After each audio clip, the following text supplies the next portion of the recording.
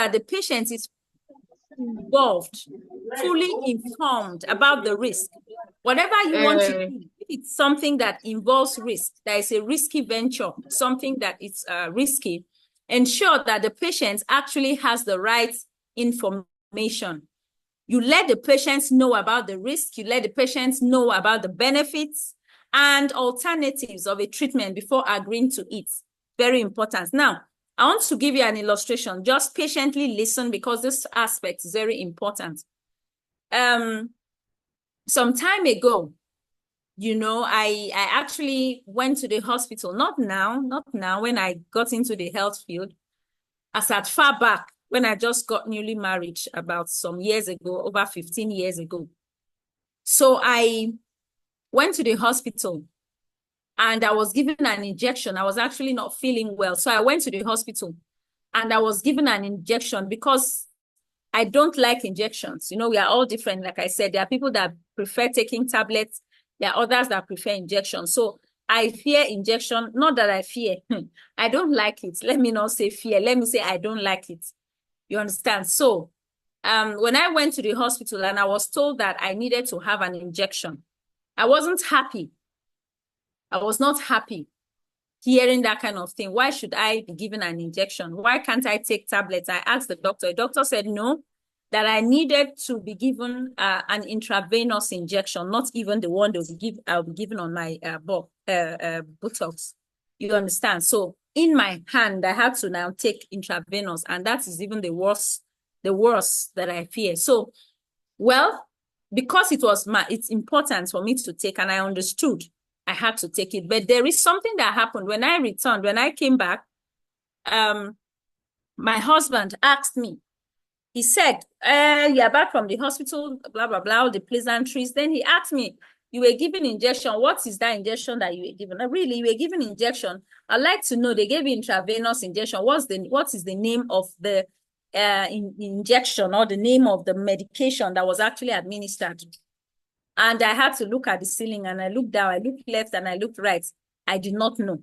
I mean, so many years ago, there are things we need to understand. We need to learn.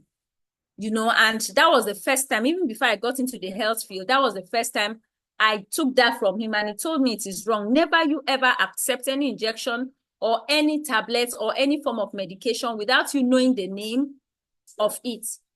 Reason is because if anything happens, maybe there's going to be a follow-up kind of treatment, or something happens to you afterwards. They will ask, oh, she was on medication, she took injection. What injection did she take? No idea. At the point whereby this person may or may not be able to open his or her mouth to say, this is actually what. So it's very, very important that when we take injections, when we take medications, we should know. So we are talking about informed consent now, where you deal with vulnerable people, you deal with people that, you know, actually are in your care, like they depend on you per se. Let me say so, because you're a health practitioner. So what do? You need to make them understand. That's informed consent. They have to know what you want to do and give their consent, just as it played out yesterday when we had the practicals there. That from time to time, whatever you want to do, you have to seek the consent of the patient, and the patient has to fully accept that, yes, this is what I want before it's actually done. For example, now, like we have an example here, maybe a patient that is scheduled for surgery. You need to tell them, they need to understand, okay, you are going in for this surgery. These are the pros, these are the cons. These are the side effects, and these are the likely complications or potential complications arising from this. And after this is the process of recovery. This is the way it's going to be. And they have to sign a consent form. In the law, if they cannot, because there are some people that may be so vulnerable, may be ill, or, you know, to the extent that maybe they have dementia or they have one challenge or the other, they are not able to. Oh, thank you, Promise. I can see. Okay, Amos Modupe and Promise, thank you for that beautiful comment. Please just let me know how yesterday's practical was on the chat box, please. Because today I don't want to take your time till 8 o'clock. So we do judiciously what we have to do.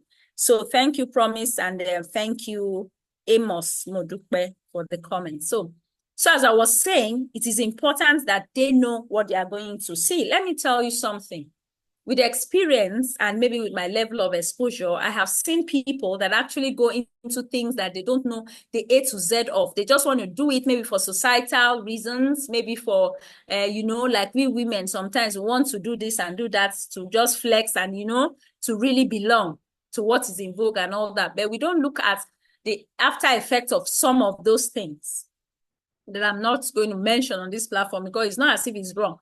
But whatever you decide to do, make sure you have informed consent. Like you said, yes, I am ready. However it turns, I agree. I'm the one that did it. I signed. I went in with my full chest, for instance.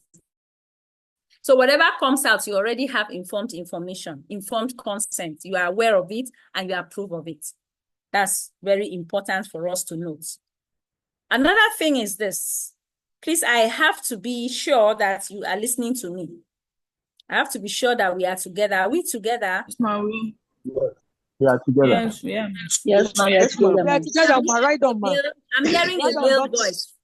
A male voice Yes. telling me Yes, that ma. together. Who is that male person? Please let me know.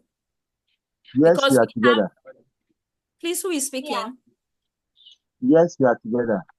Yes, I was saying the name. The name, please. Akila Adegbenga. Pardon? Akila Adegbenga, the infidel. Okay, Mr. Benga. You know why I wanted to hear the male voice? I mean, to know who the male person is, because I know that you are one person that has really had network issues. Each time I go to, I always feel bad. When I go, I'll see, oh, it locked me out. I could not join. I could not do this. I said, Chineke, what kind of thing is this happening to Mr. Benga? So when I heard the male voice, I was like, okay, I was happy that, okay, that means Mr. Benga is able. I'm enjoying today, and I'm really enjoying it. I'm enjoying this lecture now. Thank God. Thank God. I'm happy. You are welcome. It's nice to have you, Mr. Benga. So, as I was saying, we also have the confidentiality too. Remember, informed consent is number one. We are looking at the legal aspect of it. Then confidentiality. You are legally obligated to protect patients' information governed by laws. That is to say that no matter what you see, no matter what happens to a patient that is maybe that's a particular, okay, for instance, if a patient has, maybe you have to attend to a patient that has AIDS, that has maybe HIV, maybe has AIDS. Okay, like we talked about during the mental health, how HIV and AIDS is, if not for the sensitization and awareness that has been created.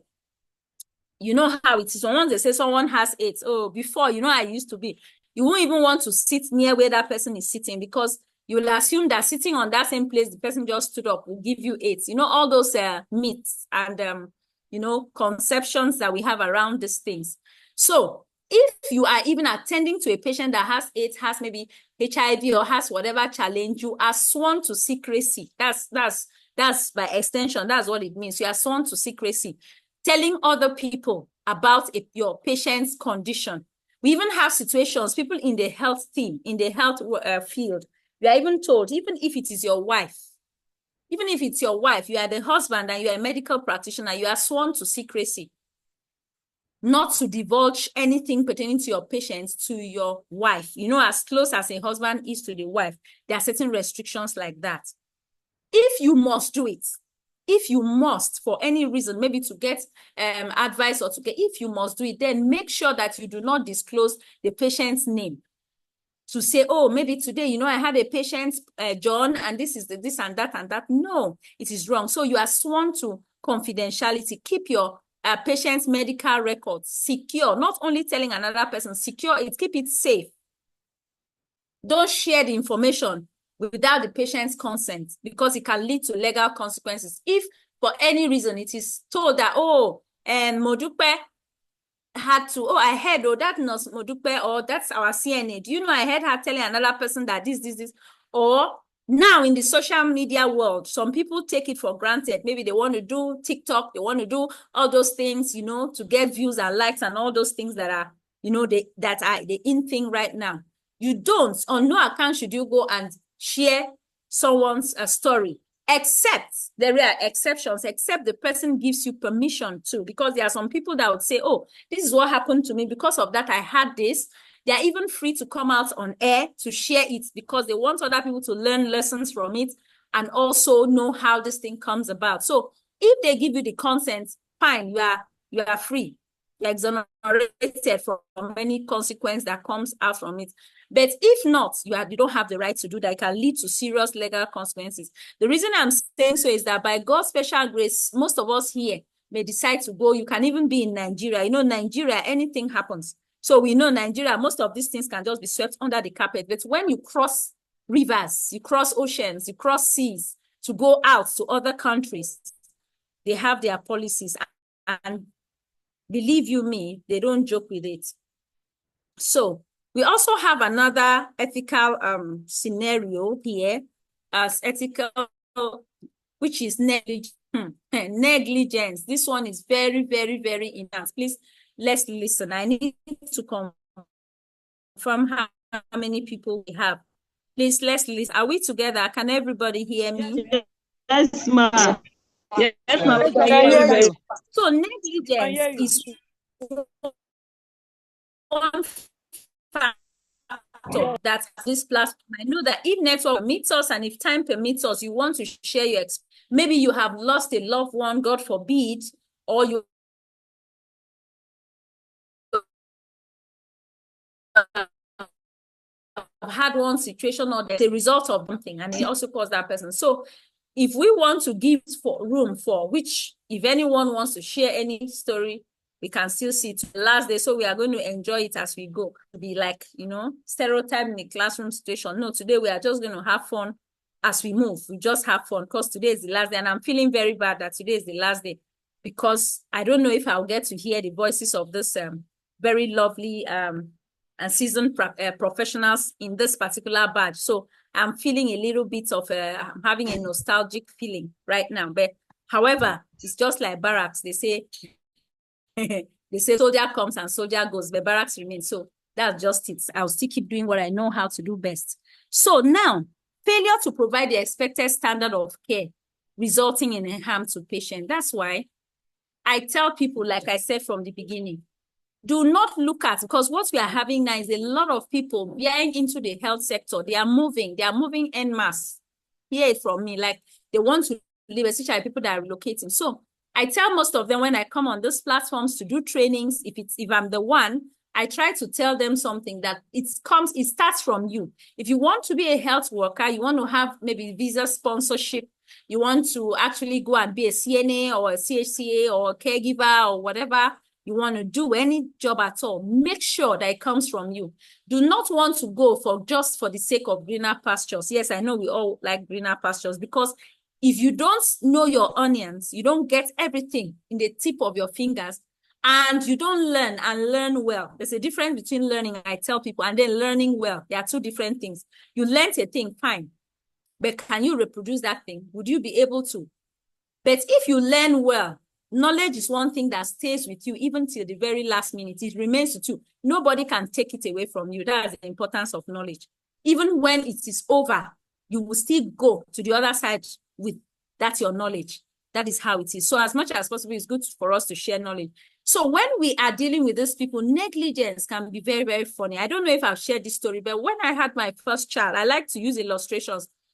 Now, when I have my first child, this first child syndrome. Now, most of us women, that there's what they call first child syndrome. Like if you get married young and you have your baby, you're on top of the world.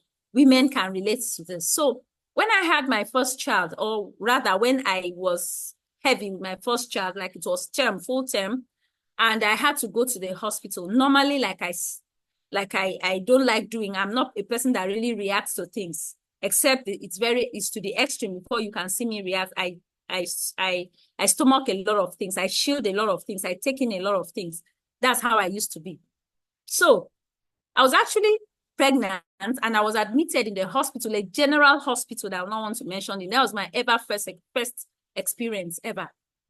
So I was there in the hospital now with my big tummy, and not now that I've really added. I used to be slim, very slim, and So then when I got married, I was slim. So those nurses in the ward, as at that time, so many years ago, do you know what they did?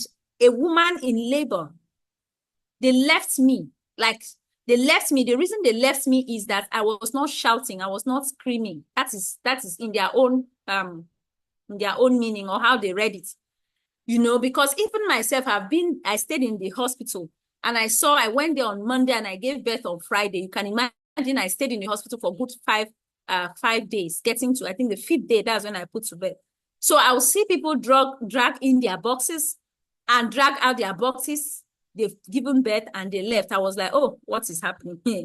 But I knew, because I'm somebody that has a very, I don't know, I kept holding on to God. I know that my mother had us 7. So I told myself, it's not going to be a problem. Anyhow, even if it's going to take more than 7 days, but this baby in my womb, I will give birth. I was so confident. That is me when I'm confident about something. So, do you know, I'll see all the women coming, and when they come, the next time I'll hear screams, shouting in the labor ward. Before you know, they'll say they've given birth. They will scream and scream and scream. You know, your first baby, you don't know how it is. These people that will tell you, it's painful, it's sweet. Though some women will want to deceive you. They'll say, hey, it's not painful, it's very sweet. Don't worry. Don't worry. They'll just deceive you. But they wouldn't want to put fear in you and all that. So when I see them scream and shout, I'll be wondering, what kind of pain will these people be shouting like this and scattering forceps, scattering things? You hear the sound of all those things on the floor because they, you know. So I was actually thinking, then I was naive. So I didn't know my first child. Do you know what happened to me? These nurses did not even check me. Even when my sister-in-law told them, okay, please just come and check. Come and check her. Just check and see how many centimeters, you know, it has dilated. Let's know what to do and all that. They said, no, nurses, I'm telling you the truth. This one is not fiction, it's true life story. Like, they were just there. And unfortunately, would I say for me, it was at night. It was around that 1 a.m., 2 a.m., like night, early hours of morning, sorry. So they were looking for where to sleep. They went to gather themselves, spread a mat, and they were sleeping. They left me. And me here, I was in pains. But you know, first child seen something, you don't even understand.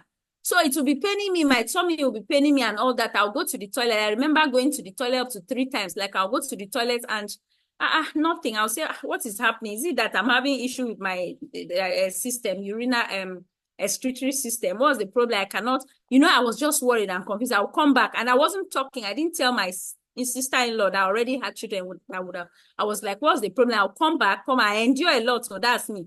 So people didn't even know that I was in pain, but I was in serious labor, but they did not hear a sound from me. So the nurses, when you go and tell them, say, is it not that lady I saw coming? You see the way she is. Please leave her. We know her type. When she's in labor, we will not sleep now. This labor ward, everybody will wake up. That's how they thought. Do you know what happened? The first time they went to call them, the second time they went to call them, imagine from 1 o'clock when I started having labor pains. Me, myself, I know I was going to antenatal, but I did not understand what they were talking about. So by the time the nurse came, by force, they reluctantly, one of them, oh, madam, please allow us to rest. I said, this girl is not in labor. They were saying that. So by the time my sister-in-law was able to convince just one to stand up and told her, just come and check her. If she's not in labor, fine, you can return back to sleep. That's when she woke up. This is a real nurse, a registered, a midwife I'm talking about. That's when she now came. By the time she came, she said, okay, lie down, the normal thing. By the time she checked, she saw that the head of my baby, my first child, was already coming out. So you see that according to people, that if that was my second birth or third birth, that I would have delivered inside the toilet. That's why some people deliver inside the toilet. That's what happened to me. So what brought about this? So I'm telling you, negligence and lackadaisical attitude towards work is not good. If it's outside, that singular action would have cost those people something. And the kind of husband I had, I just give God thanks, needless to go into that. Because anything that would have happened to that child, they would have understood the difference between certain things. They would have just known the difference. So that is gross negligence. So why am I saying this? Even as that is a nurse. Now it happens. By the time they came and saw me, they were like, Jesus, bring forceps, bring this, do you know the baby is coming? And they were just in a state of confusion. Because they did not expect they didn't expect me to be that calm up to this extent. So as healthcare workers, please, wherever we go, we should be conscious and we should avoid being negligent. That lackadaisical attitude should be away from us. Reach out to your patient, because it's because of them that you are there. It's just like you are here on this platform. It's because of you that I'm here. If I didn't have participants for this training, I would not be here. I wouldn't be here. So it's because of the patient that you are actually doing that job. So if you consider that and consider their vulnerability, and that you are dealing with sick people that are vulnerable, people that depend on you, then negligence should not be part of it. If a patient calls for help, please attend to that patient. Because if the patient said, maybe help, or help me do this, I want to start, you say, oh, I'm coming, because you have the whole world on your head. I know it's not people here anyway. Some healthcare workers, maybe because they have the whole world, like they're looking at how they'll move around, how they'll go here, how they'll go there, and then they ignore that person. If the person falls or anything results after the person has reached out for help to patients, it's considered negligence of the highest order. And if it is actually discovered that that person actually needed help, and you did not help the person, that's another ball game entirely. Let's take note of that. Okay, so we've talked about informed consent. We've talked about negligence. We've talked about confidentiality. That's, we should not be negligent. We should show serious attitude towards our work. We should be serious about it. We should take our job seriously. There shouldn't be situations whereby I know we are not actively involved in the surgical procedures, but I get to hear sometimes things are forgotten inside the patient's stomach, cotton wool, this one, things are happening. So each time I hear these things, or I see them on Facebook, it hurts me. It hurts me, because I said, why are they killing the medical professionals? All these things is showing that the person is not competent or negligent. So though we are not doctors, but we are, like I said, we are closer to these patients than even the doctors that just come around, do what they have to do, and off they go. You interface with them, you communicate with them, you discuss with them, you give them the shoulder to lean on. They love you, they connect with you more than the nurse stand. So if you are there, please, in every way you can, ensure that you don't show negligence to any of their needs or anything that has got to do with your job. Now, ethical principles in healthcare. We have the principle of autonomy. That's one. I want us to understand. We have the principle of autonomy, respecting the patient's rights to make informed decisions about their care. This is more than, we cannot even overemphasize this. You can't talk about it too much. I have said it from the beginning, person-centered care. I keep saying it. Autonomy, respect the person's rights to informed decisions. Do not exercise power with, I beg your pardon, power over. Do not exercise power over your patient. That's what I'm talking about. Rather, exercise power with. There's a difference between exercising power over and power with. Power over is like you are a mother, you exercise power over your child, which is not even advisable. Okay, because I'm your mother, you have to do this, you wake up by 9, you have to sweep, you have to do this. Yes, they are correct things, but you are telling the child what to do. But exercising power with is you also aligning with your child. Okay, John, this is what you need to take to school tomorrow. Would you like us to prepare this? I want us to prepare this. John will say, no, mommy, I prefer this. Okay, I think we should prepare this for today. Let's see, if we prepare this for today, will you try to eat? Okay, let's put hands together. Let's see how we can make it nice for you to be able to eat. I know you love some vegetables. I'll get carrot, I'll spice it up for you. Do you like it? You know, power with, you are talking, you are on the same line. Don't exercise power over your patient. So even when you need to do the right thing, exercise power with, discuss it with your patients, get their informed consent, respect the fact that they are individuals regardless of their vulnerability. That's the first thing you should understand. Because there is one proverb that they say that a nurse is the character of a nurse. There's this proverb that they say, you are a nurse by extension, you are a health worker. So the character of a health worker or a nurse is as important as the knowledge he or she possesses. So not only having the knowledge, but let your character align with your knowledge. That's the beauty of this profession. If your character commensurates with your knowledge that you have, it makes you come out so beautiful in the line of doing your work. So understand that a patient chooses, maybe for instance, maybe a patient chooses to refuse a recommended treatment like we already talked about. Now, because you cannot superimpose, you cannot force. No, you have to take these drugs. Sit there, I don't have time to waste. Take these drugs, I need to go to the other place, or you do all those things. You are even going to compound the problem. Now, but you can support their decision while ensuring they understand the implications and working hand in hand with the health team. The reason is that if you support their decision singularly on your own without bringing the other members of the health team into it, if anything happens and it boomerangs, if there's any challenge and it boomerangs back, you are going to be in soup, in very hot soup.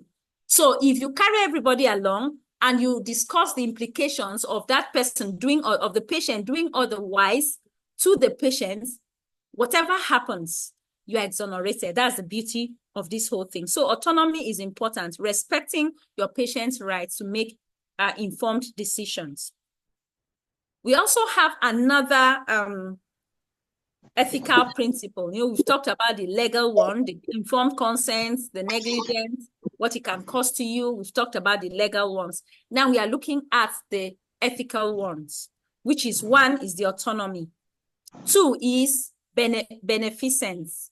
This is another very important ethical consideration in healthcare. Now, what is this beneficence? It is the obligation that you have to act in the best interest of the patient. That is an obligation. Ordinarily and normally, as a healthcare worker, you know that you should act. You don't even need a prophet to tell you or someone to tell you that you have to act in the best interest of the patient. So whatever you do, however you're going to do it, the most important thing is act in the best interest of the patient. Provide comforting measures, such as maybe pain relief to enhance a patient's quality of life during treatment. Good. Think about the pains that will result maybe in any form of treatment. Then with the medical team, you can work it out on how best you can alleviate the patient's pain. You can give the patient a form of relief. You can make the patient a little bit procedure less stressful in order to enhance the quality of life of that patient during treatment. Very important. Okay, we also have justice too. Ensure fair and equitable treatment for all patients without discrimination. It's just like in first aid that we did, like you are first aiders already automatically. It's just that the certificate is not given to you. You actually had a knowledge of first aid, at least to an extent. But like I said, it is very important that you get certified either in basic life support or first aid and CPR. Very important. If you don't have that certificate, there's going to be a little, nothing. There won't be anything, but it's just an added advantage. Just like the mental health awareness certificate is an added advantage. Telling anybody you want to look for a job anywhere, it tells anybody that you have the background knowledge on how to handle mental health issues resulting from clients, maybe dementia from patients, maybe Alzheimer's disease, maybe schizophrenia, bipolar, whatever disorder, whatever challenge that you have what it takes to actually contend with these different mental health issues because you are aware of how to handle these people. So that is it. So for CPR and first aid is also very, very important. So in first aid too, there is what we call among the 7 principles, there's what we call impartiality. There are 7 principles. So one of them is impartiality. No partiality, no discrimination. If there is an incident that you have to attend to patients, follow them in the right order. If it's something you have to use the triage we talked about, you have to sort them according to the order of the severity of the illness. You know exactly what to do. Don't say, that lady, oh, that's my sister. I have to treat her first because she's my sister. Or, oh, we have resources for people that actually have this challenge, but I will ensure the resources are few. Okay, let me give it to my sister. Of course, my sister has to remain, or give it to my brother. If it's enough, I can share to the other people or to my uncle or to my friend or all those things. It's not needed. You have to be fair, true and fair in everything. Equitable treatment, equal treatment, regardless of whether the person is black or the person is white, whether the person is black or the person is white, regardless of that. Just ensure that you do what you have to do. So that you don't make mistake. So can you start this? All right, are we together? I don't know. I think I have been busy talking. Have I been talking to myself? Yes, ma. No, ma. No, ma. Yes, No, ma. We are hearing you, ma. So go ahead. Somebody said yes, so maybe I've been talking to myself. No, I'm talking to yourself. No, ma. We are here. We are hearing you, ma. So We are let's go. together. Thank We are you. together. With you. All right. Okay, Madam We are Abide, with you. nice to have you. I can see that you We are are together. here with us. Thank you. So, thank you, Mr. Benga. I'm really happy to have you today. So, ensuring fair and equitable treatment for all patients without discrimination, like we already talked about. So, no selection, no discrimination, no my brother, my uncle. You know, Nigerian syndrome in some settings, not in all.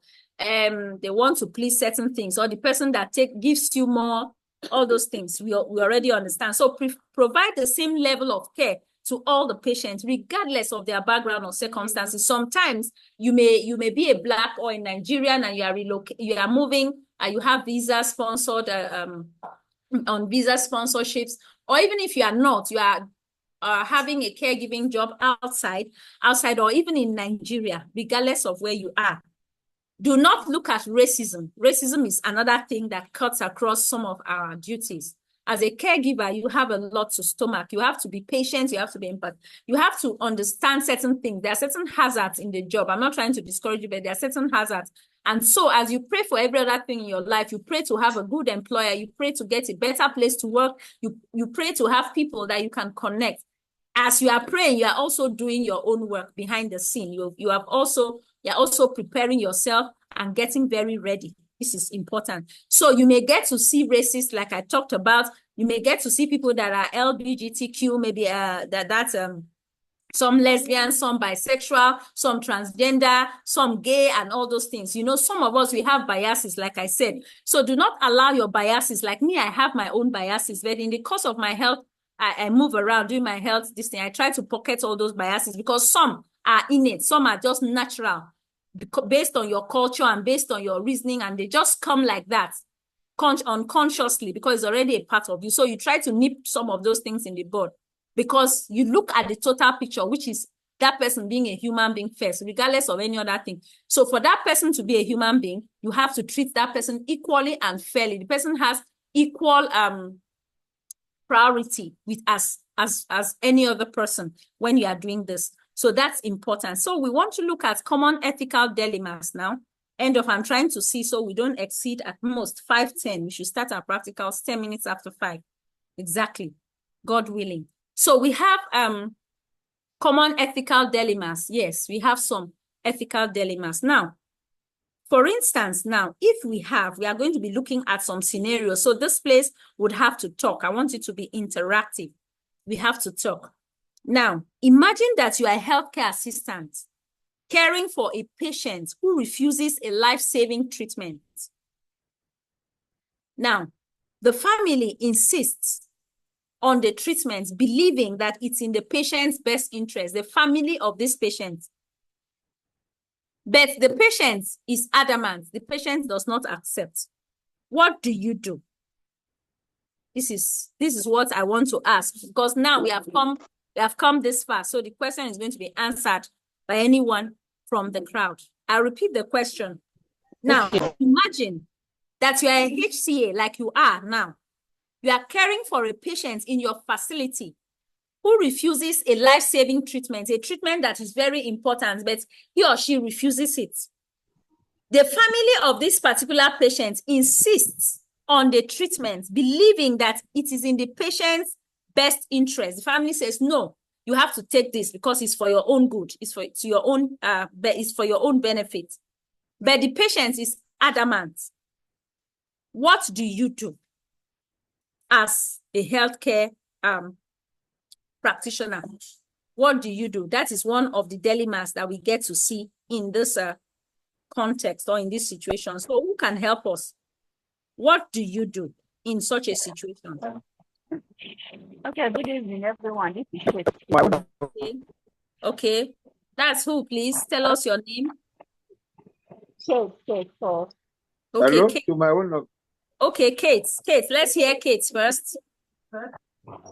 Okay, I think in this situation, number one, during our previous teaching, you taught us that we should not impose anything on a patient. Like we should not go against their wish. So when it comes to this is something that is very important pertaining to their life, number one, we need to consider their preference. Yes. But on the other hand, we need to, first of all, accept the fact that they don't need it.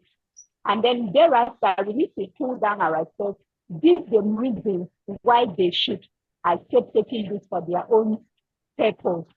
I believe, and then at the same time, we need to communicate to our medical team in order for them to equally guide us on what to do. But at first, you really need to tell the person that, yes, I understand the fact that you don't need it. Yes. Just admit the fact that what he said is right before you now give him or her the reason why he should go take it. So I think that is what we should do at the moment. Thank you. Thank you so much. Hello. Thank you. That's beautiful.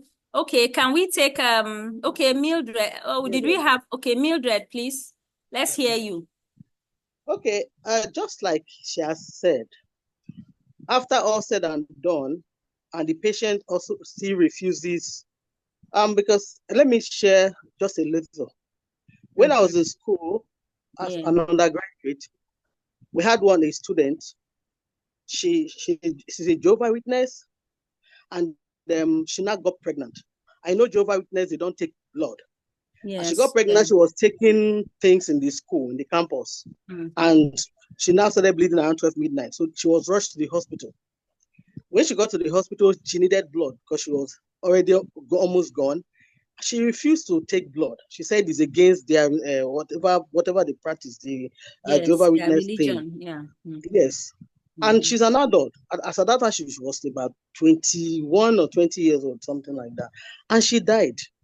Beautiful lady, like a girl like that. Oh, so you know, like for minors, parents take decision. But for an adult, after all said and done, they can still say no. And if they say no, like I think during your course of the lecture today, you mentioned that they will have to indemnify the hospital. That's correct. Yeah. Yes. So they give the patient an indemnity form to fill. Yeah. Yeah. If you are saying no to this, come and indemnify us, because when anything happens to you, let the world know that we have. Yes, we told you what will save your life, and you refuse. I think that form, indemnity form is fine. It's very important. Yes, ma'am. Thank you so much, Mildred. You are really an embodiment of knowledge. Thank you. Okay, so we wanted to hear. Thank you, Mildred. That's very correct. What you have said is beautiful. Can we hear? I think Mr. Akinlade Benga. Mr. Akinlade, did you want to say something, please? Yes. Yes. Since I agree with all what you're saying. Okay. All right. It's also a way. Very well. Okay. Thank you so much, Mr. The family that somebody. Okay, that's beautiful. So you've answered it. I just wanted to see if we are if we have been following. Okay, go ahead, sir. Because inflation. Mr. Akinlade, please go ahead. Sorry to cut. If we are that same method they mentioned. Yes, sir, I'm hearing you. I'm hearing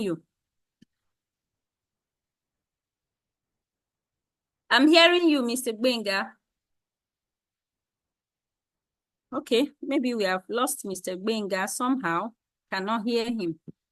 All right, so those are very beautiful answers. Thank you. I really love those answers. We are on the same page. All right, now, all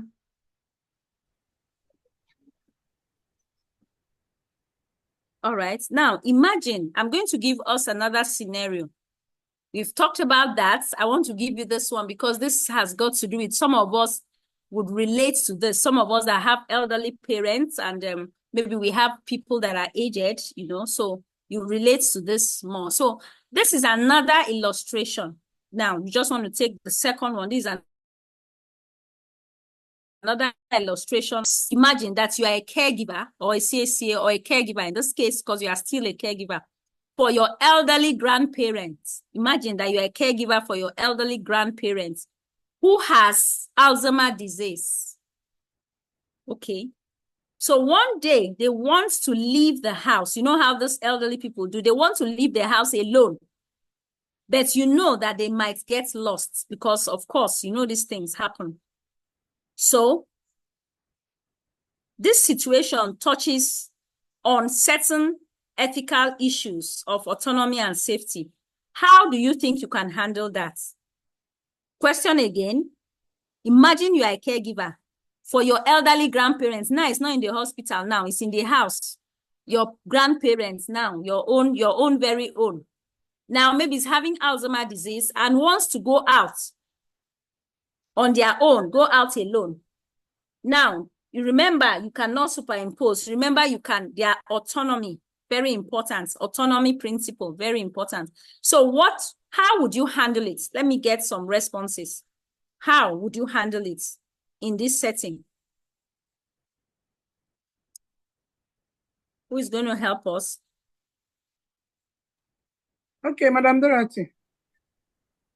Yes, Madam Ugweze. Good evening. The birthday girl. Go ahead. For the one that I've seen that have happened, our colleague, they had accident. The husband now started having issue with remembrance, trying to record things. So when he's going on, because they can't keep him at home, exactly what you say, they will write some things, the address, his name and everything, and contact of anybody, and put in his pocket. Okay, yeah. He's always with address or anywhere. So most time when he forgets himself, people find out those things from his pocket and use it to bring him back, or use it to contact his people for him to call back. Because sometimes it will be okay.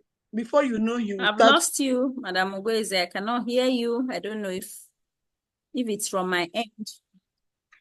Can you hear me now? Yes, I can. I can. You know, instead of stopping them, because you can't force the person's movement, you can put an identity, something that in case they are missing, people around them, those that will find them or get close to them, can use it to locate their relatives. That's what I think. Oh, I don't know. That's beautiful. That's good. That's very, very good, Madam Ugweze. Thank you for that response. Now, you're right. What is normally done is either you put that's another way, or we used to have wristbands. We have those bands that patients wear, or people that are prone to getting lost, they wear those bands. On the bands contain their name, contain some vital information about them. So that for any reason, if they are lost, they will be able to trace them, they will be able to bring them back. Now, do we have any other person have anything else to add before I just say something about that? We don't have too many slides left, okay? Just have 1, 2, and then over to the practical. So do we have any other person, any other contribution?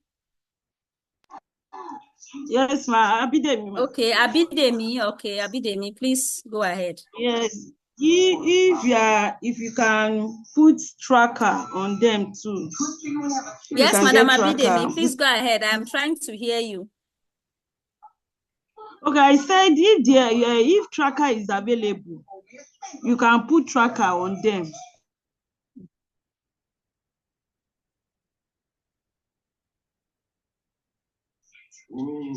Hello, can you hear me? Hello. Ma'am, I think it's not clear. I cannot hear you at all. Please, can we hear Madam Abidemi? I want to know if it's from my end alone. Yes, we can hear her.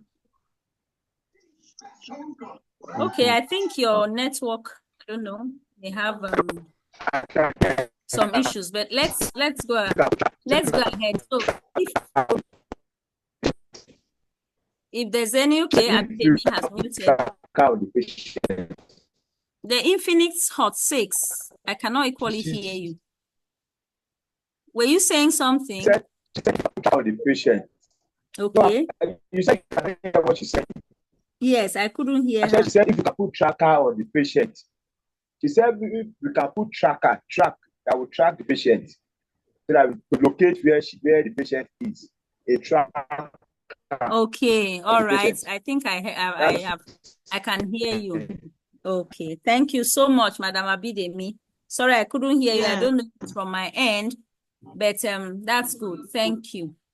All right. So practically, you have answered the question so these are some of the ethical issues that we are certainly bound to have. You see it every day.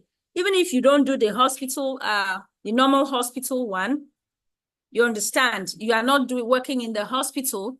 If you are working at home, maybe doing a caregiving job that is unpaid, like the one you do for your grandmother. Now, in that scenario, these are some things we should look at. Respect for autonomy. We already talked about that. So it's essential to honor your grandmother's desire for independence and choice. It's her choice. She wants to walk alone. She wants to go out on her own. So honor that. And on her own, also independence. These things happen. But as a caregiver too, you have the duty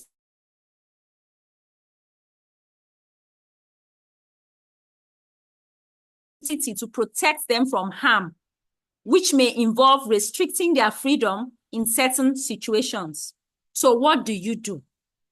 Now, strategies for you to handle the situation. Compromise. You can decide maybe to propose a walk together. You can tell her, oh, please, can I just walk with you? We'll enjoy it more. Maybe I can tell you a story. Or like I said, when you have somebody, you know the person's trigger points. You know the trigger points. Wives, you know the trigger points of your husbands. Likewise, husband, vice versa. You know the things that trigger them to be angry. You know the things that light up their faces. You know the things, all these things. So like a grandmother, at least you know the things that appeal to her. You know the best way you can talk to her. That's a more of a family member. So you can propose a walk together so that you can enjoy maybe the outdoors while ensuring they are safe. You can propose that. Oh, I'd like to story, or I'll get you this thing you used to love, or I'll do this for you, that can put a smile on their face and they say, okay. Though we have difficult people, naturally and normally we have people that are difficult and challenging. And I tell people that if you are a difficult person, there is no way you come and be less difficult in your old age. It doesn't work like that.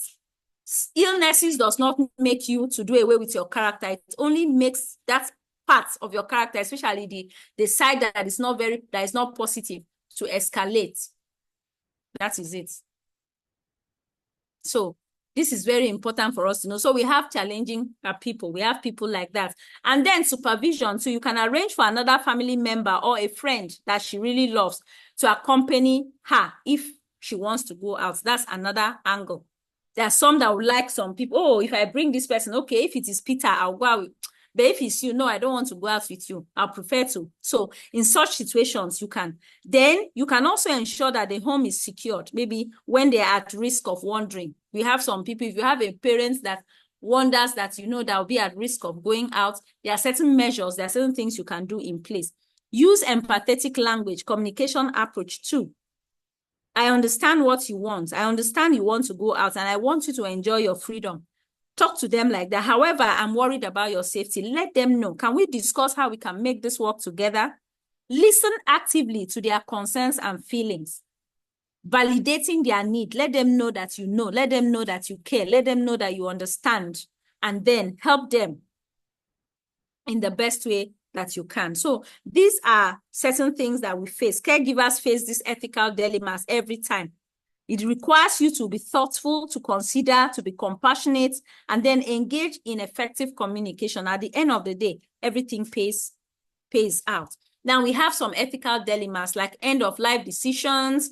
How do you navigate these complex issues, like maybe advanced directives or maybe palliative care, those things that are needed when someone is passing through and having a terminal illness, There are times discussing resuscitation preferences with a patient who has a terminal illness. There are people that have DNAR.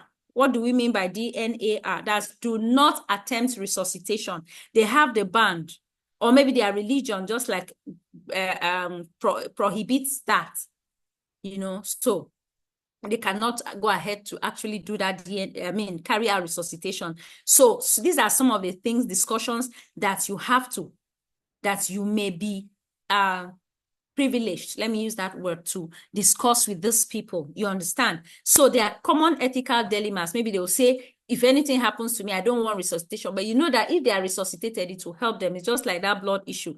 So these are some of the dilemmas. Resource allocation, making difficult decisions about how to distribute resources fairly. It's difficult, actually. How do you distribute these things fairly? Very important. Making difficult decisions about how you can, like when we used to have maybe nose mask, or we have maybe antiretroviral drugs that maybe are not sufficient. How do you go about it? These are ethical issues. And we have some case studies here, which we have looked at and which is going to be attached. We cannot afford to do that. Cannot afford to do that now because we want to hit time. So that having said, we have actually done justice to that. Whatever you do, the summary of what we want to do, because we'll soon start our practicals, the summary of what we will actually do is for as healthcare workers, we should be considerate. We should be empathetic. Whatever, we should be passionate. We should be patient. These are skills that we need. I cannot talk about it too much. I cannot overemphasize these things because they are just things that cannot detach from you as a caregiver, because you are a caregiver, cannot detach from you. You have to do all these things so that you'll be able to get the best out of what you are actually doing. Like they say that humans are the most difficult people to handle, and it is true because we have our preferences. The way I reason is not the way Kate reasons. The way I reason is not the way Helen reasons. You know, we have our different, there are things you can do on this platform. I'll smile and just laugh, but maybe you can do it to another person, the person will outburst. So individual differences is key.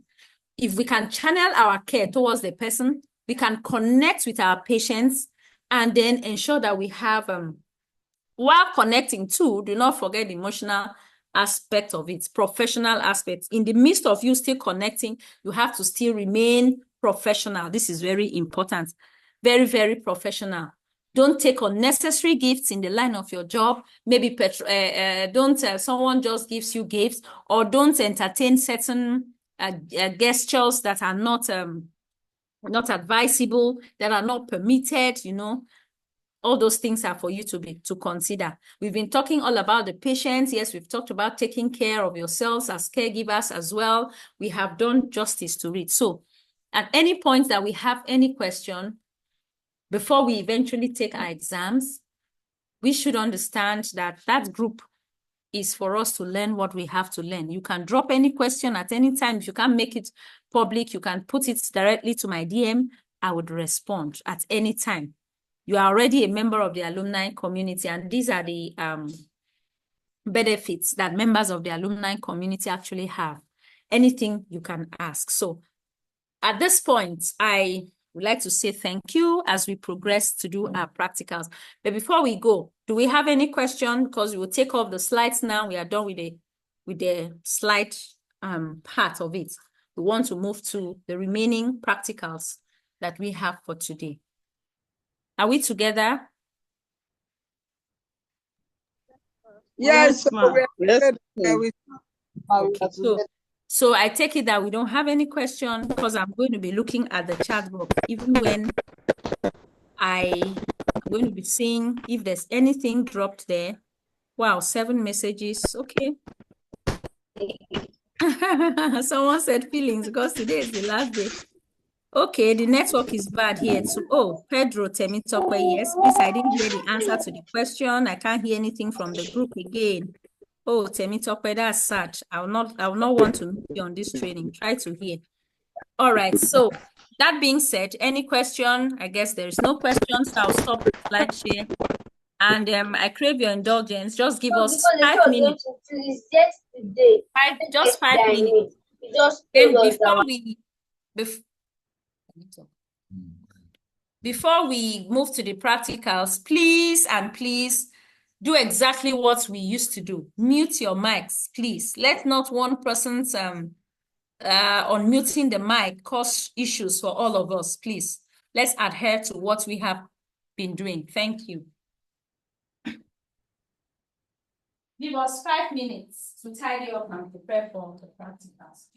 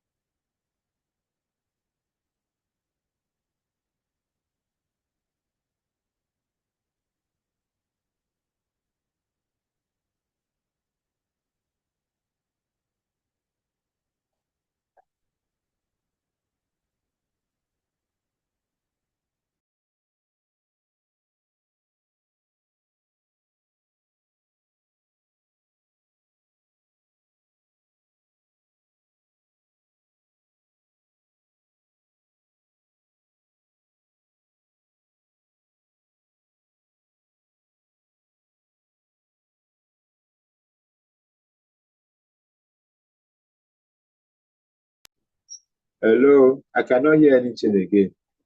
Is it network issue? Then you should give her time to prepare for the practical. That we should give her time.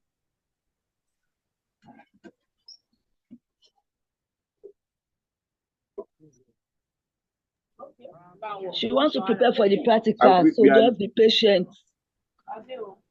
Okay. Should be patient. Okay. No problem. Yes.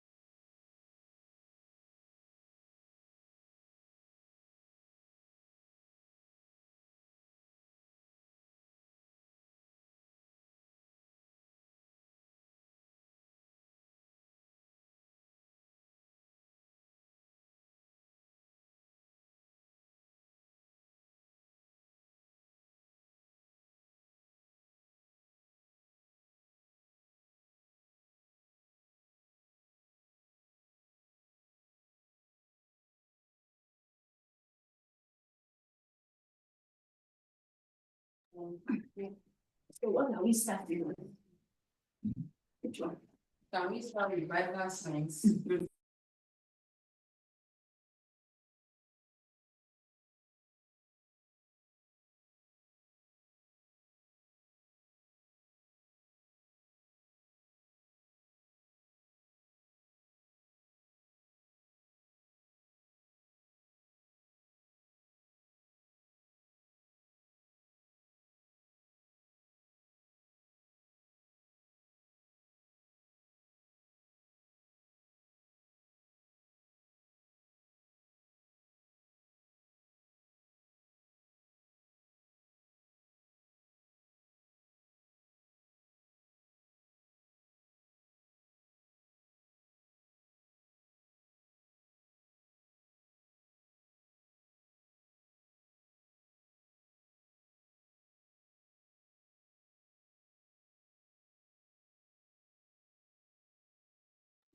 Okay.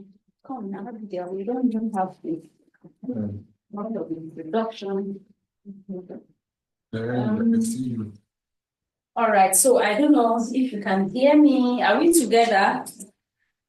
Yes, ma, we are. Yes, Ma. ma, Yes, ma. Sorry, I have to give you compulsory break.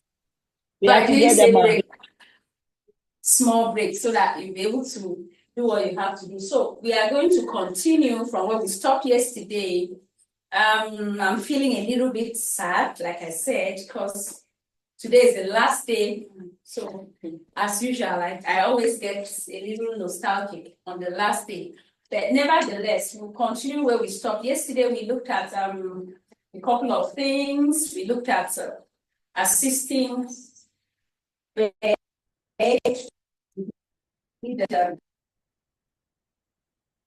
hand washing, and I want to just give you an overview because maybe yesterday did not favor some of us in network before we get the slides. So we have the hand washing, and I did tell you that you will be expected to do a video that I will explain at the end of today's training. So the steps, if you are taking any of those skills, take note of the nitty-gritty, take note of the steps that are very, very important. So from the hand washing, the first step, how to close the tap. We've had people, the reason I'm saying we've had people that have actually done maybe one or two people with mistakes. You know, when they wash their hands, they still allow their body to touch the sink or the shank where they are washing their hands. At the end of the day, because of them wanting to rinse their hands, their body, the other side of their hand touches the sink and a whole lot. So it's important that we look at those steps because we'll have to do a video if you are doing that. So we talked about the hand washing and the steps involved. We proceeded to have the donning and doffing of gloves. We also did the lateral position, the supine and the prone. And we talked about perineal care, giving a bed bath, clean the eye area, and all that. We did it yesterday. So we talked about when to use gloves. Like I said, if you are doing any surgical procedure, you are touching the fluid of the patient for any reason, then you have to get yourself your hand gloves. Other ways, you can wash your hands, you can sanitize your hands, and then if you are dealing with dirty beddings, that's beddings, you know you have to keep yourself off to protect yourself against infection. We also talked about the gloves, the nose mask, the nose mask, how to remove it using your fingers and all that. Nurse Abigail did that. She did a very beautiful job yesterday, I must say. We all learned a lot from your comments that I have received. So today, again, we are also having Nurse Abigail with us to continue to complete what she started yesterday. So we'll start now with Nurse Abigail. Please say hello to. Hello, everyone. Good evening, and I'm happy to have you all. Good evening, Nurse. You're welcome today. You're welcome today. Yeah, you're welcome, Nurse Abigail. Thank you. So sad. So sad. I'm not in the class yesterday. So sad. Oh, Mr. Mr. Benga. Mr. Benga, Pelesa, Emma Bino, Pele. Pelesa. Okay.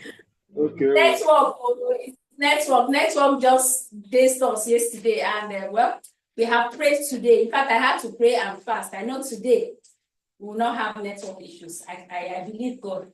So let's see what are we starting with first? Okay, we are starting with vital signs. Okay, so we are going to start with vital signs. Please, at this point, it's very important we take note, because a vital sign, there are some key, even though we have many skills, but there are some key skills that you cannot lose guard. It should be a part of you. So vital signs is one of those skills that we are going to see now. So back to you, Masadi.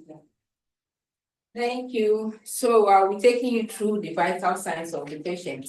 Mrs. James, can you come over to the bed so that I can check your vital signs?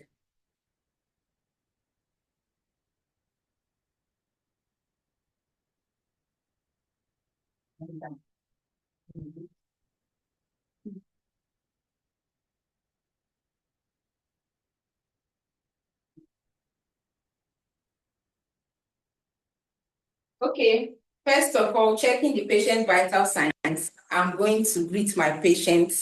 Afterwards, I'm going to seek her consent, thereby explaining the procedure to her. Mrs. James, good evening. How are you doing?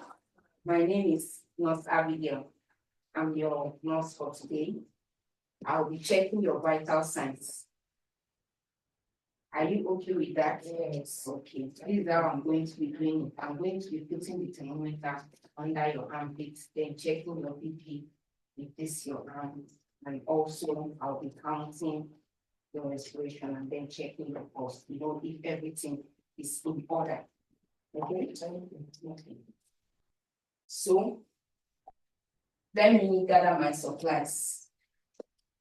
All right. So while Nurse Abigail is gathering her supplies, remember we talked about vital signs. So you're going to see it play out. You're going to see the use of the thermometer, how it is placed to check, because that's another important aspect that you are going to see. And we have different types of machines for checking these things. But in this digitalized world and technology, we are going to see the latest ones. We are not. I wouldn't like us to use those very, those ones we used to pump and look at it up. Not that. So we are just going to see how it is done. Nurse Abigail, please, you kindly tell my dear students, what constitutes vital signs? What are the things you check? I know the temperature, and then what are the things that are actually required? Okay, basically, I'm going to check the patient's vital signs, which include the blood pressure, the temperature, the pulse, the respiration, and also the weight of the patient. So these are what I'll be checking for. So I've gathered my supply after washing my hands. So like I told you yesterday, those of you that were here, I said you assess the patient if necessary or when necessary, you make use of your gloves and always seek consent from the patient. Thank you. Thank you, Ms. Abigail.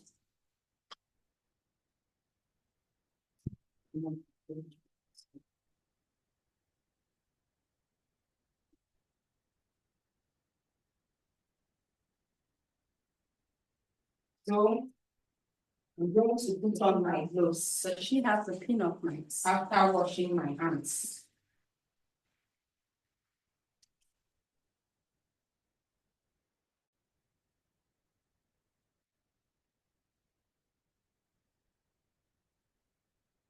First of all, I'll be checking the temperature of my patient, Mrs. Jones. So I have here with me a gallipot with an antiseptic, spirit swab. Then I have the dry swab here with me. So I'm going to pick up my thermometer now.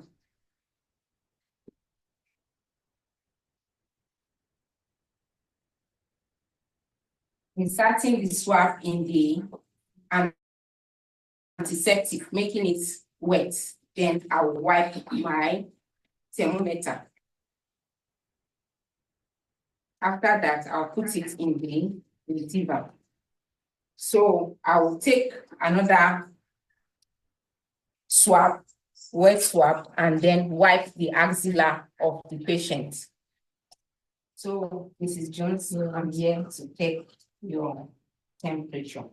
Okay, I'll be wiping your underarm, your armpits before I insert it. Are you okay with that? Yes. Okay. So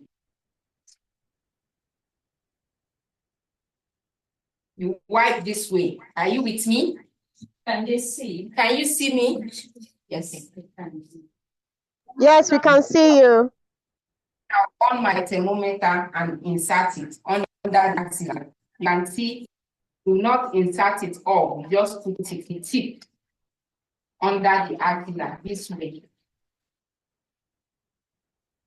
While the thermometer is there under the armpits, I will now proceed to tie the BP cuff.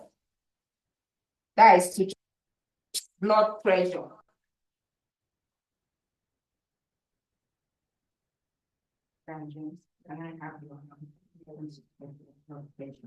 So while inserting this cuff, you can see I'm using her left hand to check the blood pressure. You palpate for the brachial artery. Are we together? You palpate for the brachial artery. Put your hand this way. Make sure that the curve is pointing to this direction. Can you see the arrow here? Hello, are we together? Can you see the arrow here pointing directly to the brachial artery? You place your hand this way and palpate. Mind you, we are using the digital BP apparatus, not the manual one. So I'm going to check her blood pressure. While doing that, at the same time, I'm going to check her pulse rate. You check the pulse rate this way, turning the arm gently without removing the thermometer. I'll palpate the radial artery. This is where you can get the radial artery, where you check the patient's pulse. So I'll be counting it for 1 minute.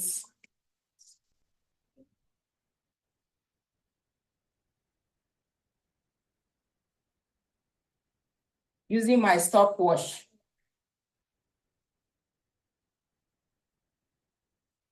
Okay, assuming it's 1 minute now. So I'm done with that. Then at the same time, without letting the patient know, you'll be counting the respiration for 1 minute. Every rise and fall of the chest, you count 1 circuit of the respiration. So I'll be counting now for 1 minute while placing my hand on the radial artery.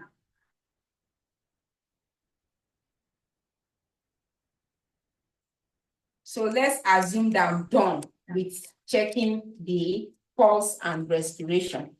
Okay, Mrs. Jones, I'm going to be removing the thermometer. Are you okay? Yes. Okay.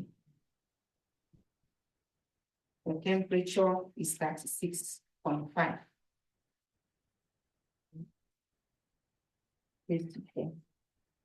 Then you can see her BP is 102 over 72. Then her pulse also, yes. Okay. You can see her BP is 2 over 72, while her pulse is 88. Are we together? Can you see it? Hello, everyone. They can see. Okay. Yes, I can see it. Yes, Yes, please. I can see it. We can see it. Pulse is 88 beats per minute. So now I'll wipe my thermometer and replace it with a dry swab.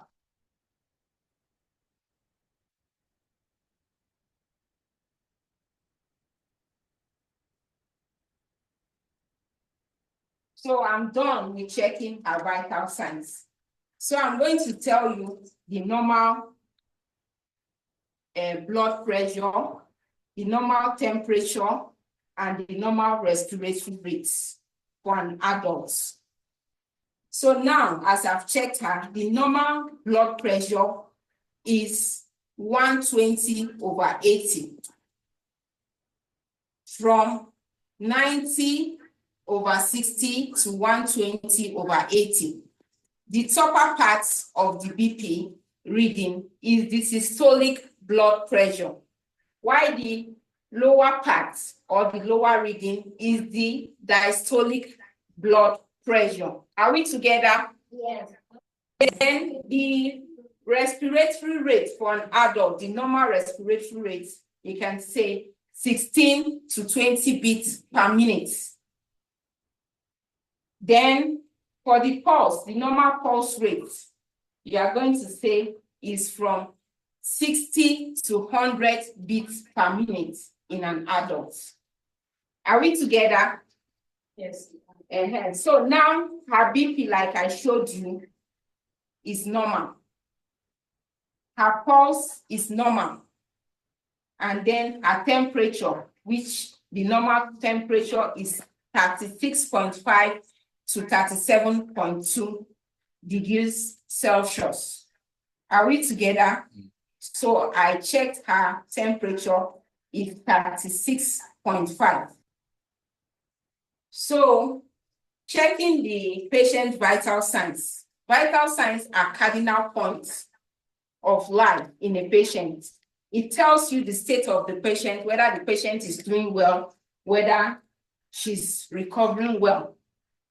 So if there is any difference from the normal, then you inform the nurse, which you are going to report to as a certified healthcare assistant. So finally, I will document it and then report to the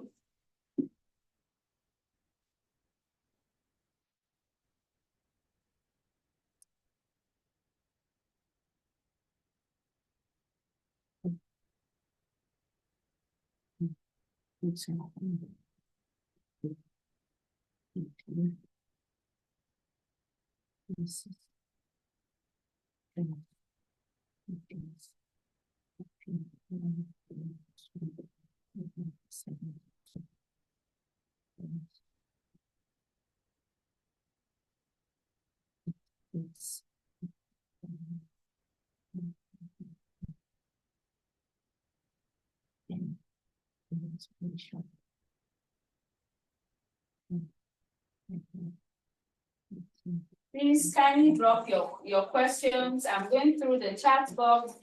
I've seen Aminat's question and Susan. So if you have any questions so that we don't interrupt network by talking out, kindly drop it. We are going to take the questions as we see it.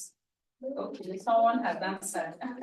So finally now, I'm going to check the patient's weight using the weighing scale.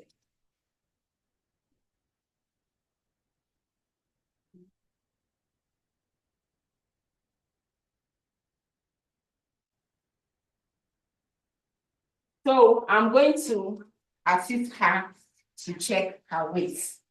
So Mrs. Jones, check your weight. So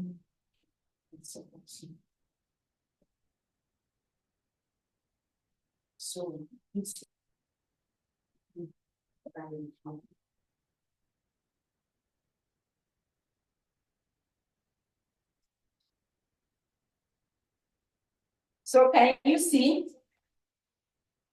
Mrs. James' weight is 58 kg.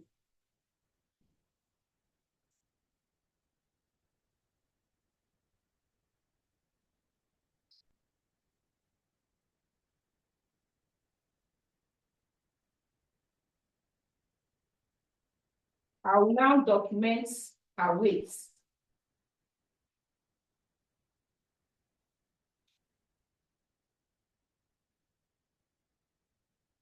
So are we together? I'm done. All right. So I'll now move my book. Thank you, Nosa Abigail. Let's take the questions. Like I said, if you drop the questions. We have a question that the counting of respiratory moves is not clear to me enough. So I think we need to tell them how to count that. Either, just tell them. Okay. Who asked the question? Let me respond to that question. Aminat. Okay, let me respond to that question by Aminat. How you can count the respiratory rate? You count the respiratory rate for 1 minute. Every rise and fall of the chest is 1 cycle. Are we together? Then you will check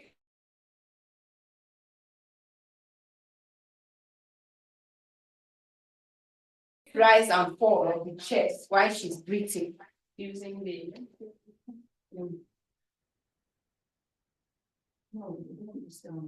so you count every breath she takes, every rise and fall. She'll breathe in and then out. You count it as 1 cycle. Okay. Do you get? Yeah, I think she. So when you count it that way, you count it for 1 minute. Am I clear? You count it for 1 minute. Every rise and fall of the chest is 1 circuit. So you're counting for 1 minute. So like I told you, the normal is from 16 to 20 circuits per minute. Are we together? I have answered your question. Yes, so Nosa Abigail, I want to learn as well. Thank you. I want to learn. So what you are saying is the rise in and out, breathing out. So we count it as 1. So if it goes 1 down, that's 1. 1 down, that's 2. So you count it. Yes. All right. So the normal for 1 minute. Yes. So the normal rise and fall that a person, an adult, should have is how many? Should have from 16 to 20 beats per minute. I think you have answered. You've done that justice to that. Okay, we have another question on the counting of the spirit. What is the meaning of palpate? Which someone has already answered. What is the meaning of palpate? Now, palpate is not palpitations. Okay, so what they are actually saying, palpating is the sensation that they have is racing. So what the person's question is, he said, what is the meaning of palpate? Okay, when I mean palpation, I mean you are touching the radial artery this way. The act of just placing your finger this way to check the pulse from the radial artery. So that is what I meant. Okay, so that have I answered your question? That is palpate. Okay. So practically what you are saying, yes, Nurse Abigail, is palpation is a method of feeling the fingers or the hands during a physical examination. Yes. Okay, so that's palpation. So I guess you have answered that. So no wonder. I don't mean palpitation that you feel the heartbeat. I don't mean that. Palpitation is different. Yeah, palpation. That's what was asked. So I said. So thank you. All right. I think do we have any other question? How do we know what's the normal pulse? Okay, someone is saying manual and digital. Which one is more accurate? The manual, the one, and then digital. Well, you can use any one, whichever one you choose. But none, you will say, is more accurate. But once the heart or the blood pressure is high, you will know that it is high. So you can use whichever one you wish to use. Have I answered your question? So you are saying the two can be used. No one is more accurate. Yes. But I would suggest that since we are in a digitalized economy, then we should use it because it's difficult. Like I don't have the manual one. I don't have that. I have the digital one. I think the digital one, most people have one because you can just get it. We don't use the other one mostly in our homes. Okay. And then we have what's the normal pulse and temperature? I think you've said that. Yes, I've said that. Okay. How do we know if the patient is breathing in or out? Miracle. How no, from her chest, from the rise and fall of her chest. Correct. From the rise and the fall of the chest. All right. So we are done with that. So thank you so much, patient. We are done with that. Why we take questions before we move to the next one. How do we know? We've answered that. Please, why did the nurse use the left-hand side of the patient during BP checking? So what they want to use, can you use any side? Yes, you can use any side. That is easier for you to check your side. So that is it's not stereotyped to one side or the left hand and side. So this is very important. Like I said, that this training is not only just going to help you as a CHCA, it's going to help you in your own life. Like most people have BP machines and they don't know up until I actually went deep into please, who is calling Miracle should help us so that we don't have, thank God, network has been nice to us, so we don't have that fluctuations, please. So I didn't know that when you are checking that has to go through your artery before you can actually see that. I didn't know long time, just when I didn't get, I wasn't in. So you see, those of us that have machines, I'm sure some of us don't go that side that actually have what we are talking about. So thank you so much, Ms. Abigail. So at this point, I guess we have attended to all questions. Please, like I said, keep your questions coming. Even if we don't respond immediately, we'll do that after the particular procedure because as much as possible, since network is friendly today, let's try to not to shake it up, shake it a little. So what's the next procedure? Vital signs is very, very important, like we have just seen, and you should know what to do. In terms of there was something, okay, Nurse Abigail, I want to ask something because I had that question. I don't know, I've not seen it. Someone asked, if you have a patient that comes in to check, like a patient that you need to check the vital signs, and the patient is not responsive. I think Mildred asked that question some time ago when we were doing the theoretical aspect. So I told her when we get to the vital signs, please we talk about it. Like you have a patient that is unresponsive. That's like you want to check, let me check your vital signs, and it's like, no, it's constituting it. So is there anything, there's communication and maybe another person doing it or so? What do you think we can do in such? I think in this case, effective communication is important. You counsel the patient and tell her the importance of what you are about to do. Let her know that it's going to be helpful to her. Do we get? So that is what I think should be done. And then if still she's refusing, then you can channel her to your superior. Thank you. Thank you so much. Because that's part of the ethical dilemmas we are talking about. We want to take care of someone, the person is not ready, so we still have to refer the person to appropriate quarters. I know Mildred asked that question, hence I decided to bring it up here. So what's our next, that having said, I haven't seen any questions. So what's the next thing? Transferring patient. Okay, so now we have talked about, we finished with vital signs, checking the temperature and the blood pressure and everything we need to check to ensure that the patient is comfortable. Now we want to look at another very important aspect, just maybe 2 or 3 scenarios. Today I told you we will not exceed 8 o'clock, and I really mean it. So we want to look at transfers now. We have talked about the theoretical aspects of these things, and we have said that the way you handle a patient matters. We have seen, in the course of my job, I've seen a lot of dramas, dramas. You know what I mean by drama?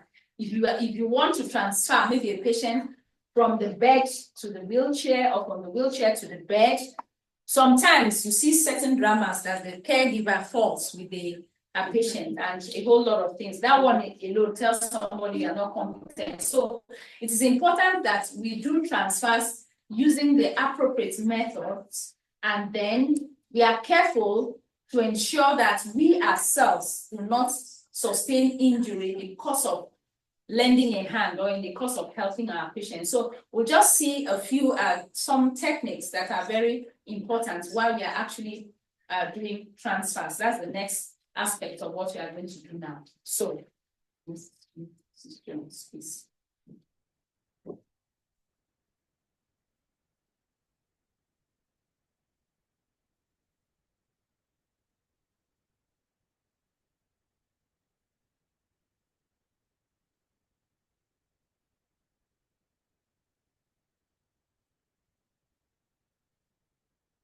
So now I want to show you how we are going to be transferring a patient from the bed to the wheelchair. I will go first and greet my patient. After that, I will seek her consent. James, good evening. How are you doing? My name is Joy Abigail. I'm here to transfer you from the bed to the wheelchair. Are you okay with that? I'll be lifting you up using the gift belt. With support, I'll lift you up from the bed to the wheelchair. And so let me wash my hands and gather my supply. So I'll be sanitizing my hands.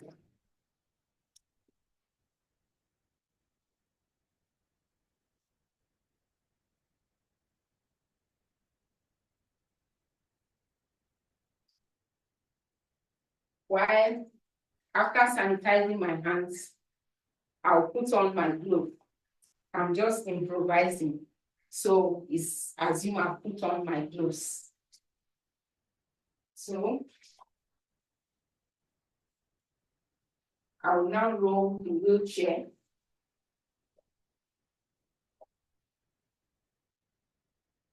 and position it properly, close to the bed. Are we together? Yes. Yeah. I've positioned the wheelchair close to the foot of the bed. Now I'm going to lock the wheelchair for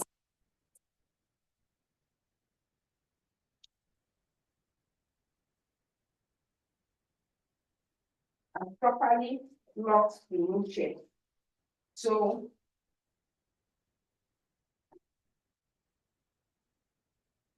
This is my gate belt. I'm improvising. So this is what I'll be using to support the patient before I lift her to the wheelchair. Are we together? Yeah.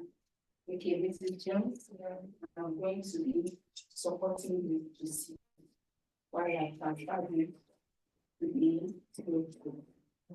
Are you okay with that? I don't think that you are safe.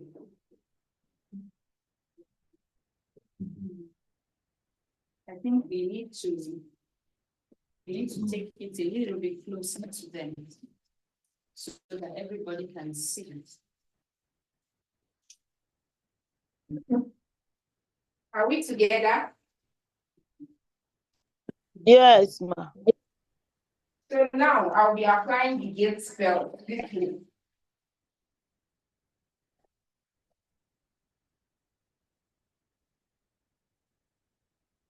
So while applying the belts, you make sure in a female, you don't allow it to step on her breasts.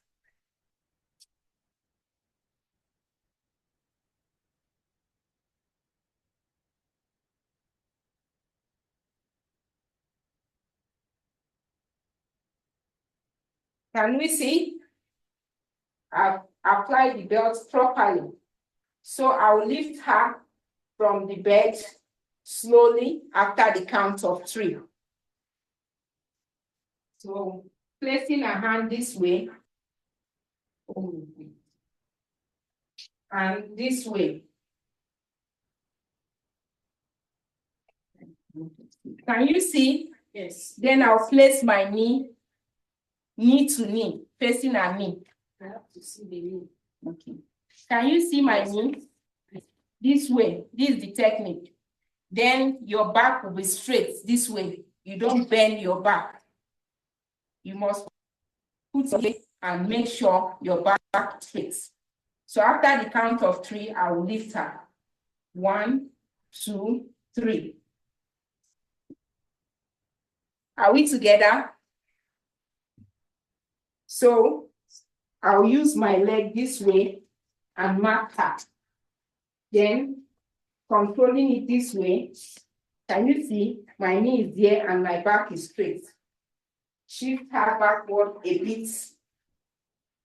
Then I will lower her after the count of 3. 1, 2, 3. Are we together? My back is straight and my knee is together with her knee.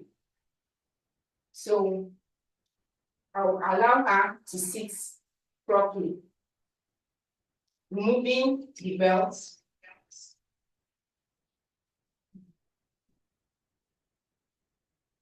And then resting her foot on the footrest. This way.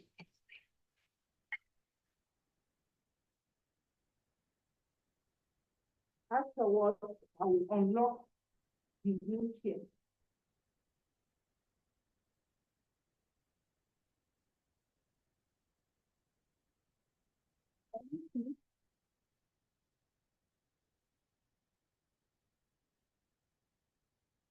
Thank you, Abigail. Sorry.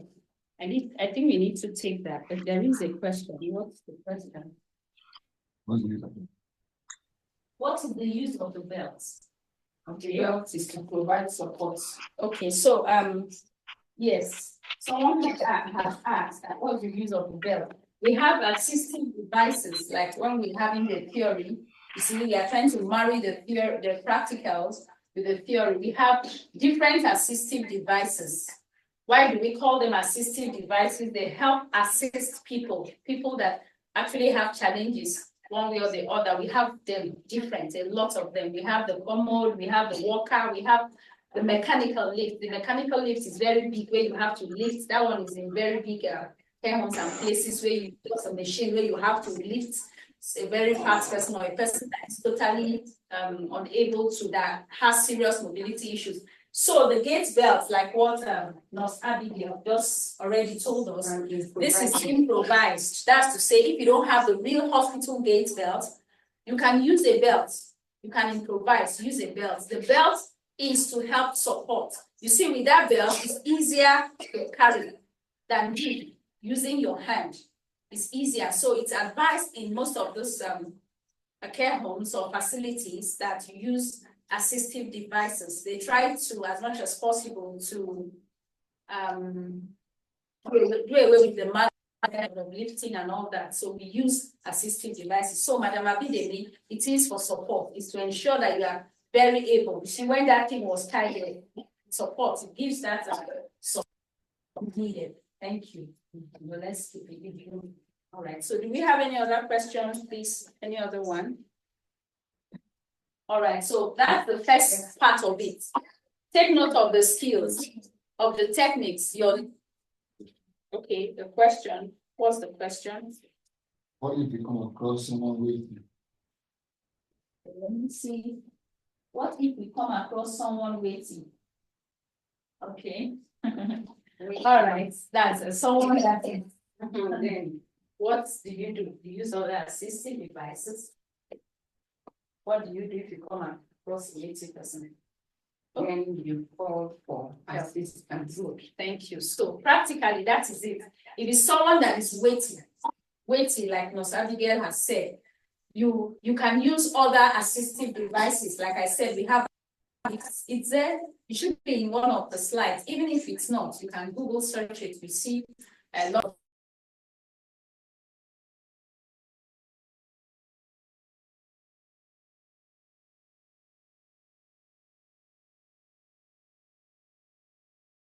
they can keep their hand in a stable condition and actually do what you want. There are people that are, very vulnerable, very ill, or maybe because depending on the illness they have, they won't be able to follow all those protocols. So we have a mechanical lift, like I talked about. That one is for people that are obese, like my size, like 4.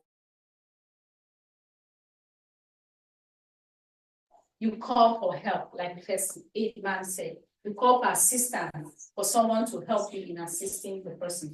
So that means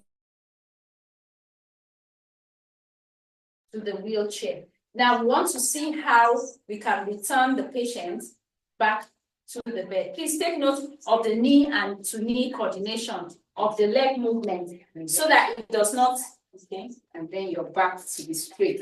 Good. And then the straightness of your back. Remember I talked about that. Don't lift anything with your back. Make use of your leg and your knees because it gives you stability and balance when you're actually doing what you are doing than you doing with your back. And as caregivers and nurses in the field, we are prone to having back aches because of sometimes you have certain things that you have to exert pressure. So the right techniques is just what we need. Okay, now Sabi, thank you. Let's move to the next. So I'll be transferring the patient from the wheelchair to the bed. Mrs. James, how are you doing? I'll be transferring you from the wheelchair to the bed. Okay, I'm going to apply my drugs.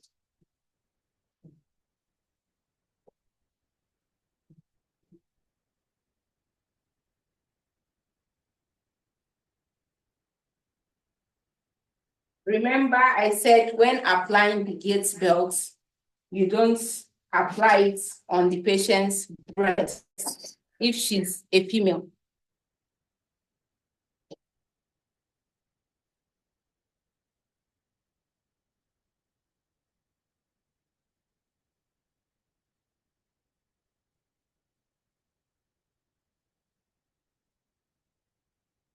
I've properly applied the belt. So now I will keep her leg to be balanced. After that, I will take up the foot rest to provide free movement. Then I will lock the wheelchair for safety.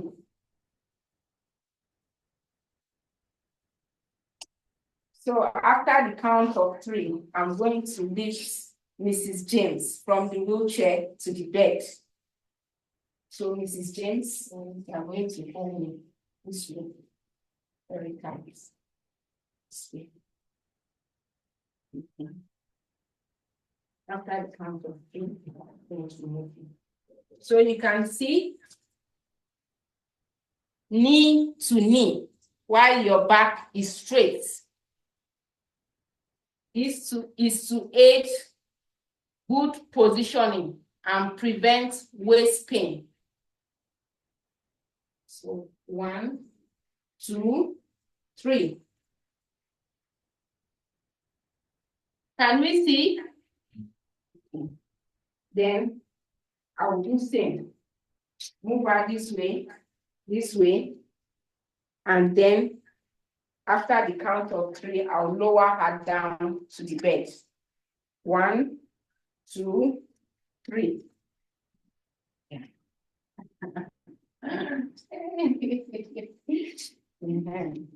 So, Mrs. Jones, I'm going to be removing the belt.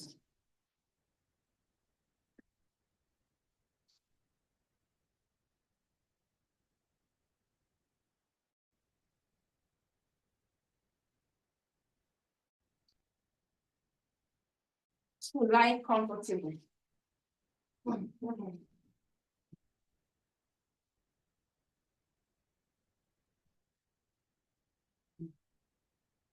I'm done. This is again for you. Thank you very much. Okay, so yeah, that's a lot of it. Do you have any questions, please? And you check if you have questions in the chat box. So that's practically the A to Z of lifting and then taking back the patient from the bed to the wheelchair and then vice versa. Like I talked about that may just look like a drama, but the important thing is the steps that you take so that if you don't follow these steps, you may not feel pains the first day or maybe even the first year of your job there. But as time progresses, the impact, long-term impact on your waist, especially your waist, will tell you when you get a bit older, you will understand. That's why health workers, people that really deal with doing these things, if you don't do it right, it tells on them later in their later years. Follow these things. Thank you so much, Nurse Abigail, for that insight. Thank you. So let's look at the next step. Fall. So we just finished talking about the transfers. Now we want to look at falls. That's another very important topic that I want to look at. People fall a lot. Elderly people fall a lot. Some as a result of the challenge they have, maybe the illnesses they have. Others age too, with age sometimes, like my grandmother used to fall here and there, occasionally moving movements. She falls sometimes. So it's important that in the hospital setting, we need to understand how we can help with falls. Though, like I said, we cannot show you everything. There may learn on the job. As we keep going, you use your discretion, you use knowledge from others, you add to what you already came with, and it makes you a total person, it makes you excellent in your field. So let's look at falls, what to do if you see a person falling. Over to you, Ms. Abigail.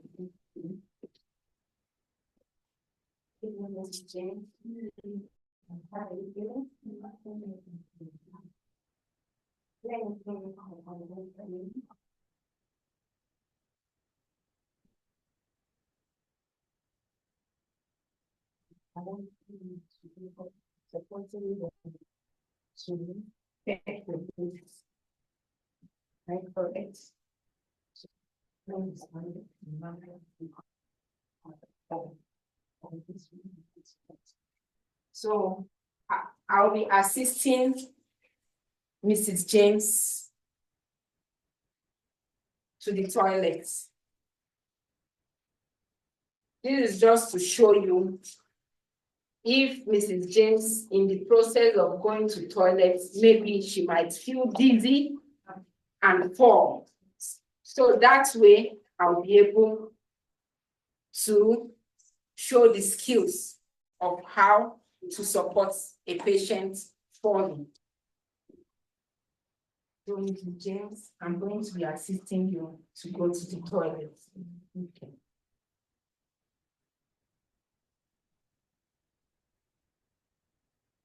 Please, you can speak out. Okay. You need the body. I thought you had your. I'll be supporting her to come down from the bed.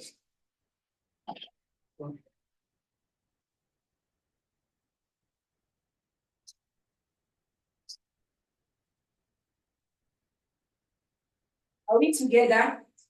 Can you see my leg in position?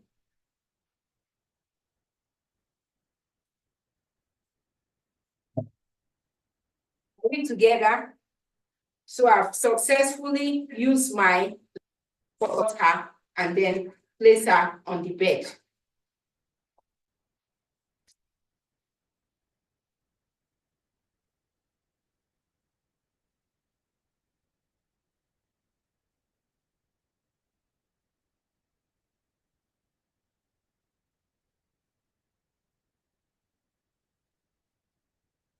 So basically, that is how to support a patient with fall, using your knee to wedge the patient's leg, and then making sure that your waist is straight.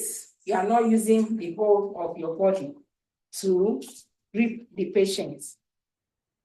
Thank you. All right, thank you, Nurse Abigail. Thank you.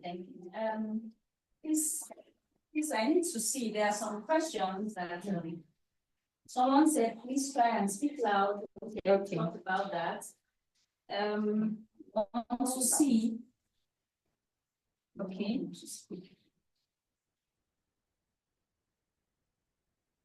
Oh, there are some questions here. Okay, what is the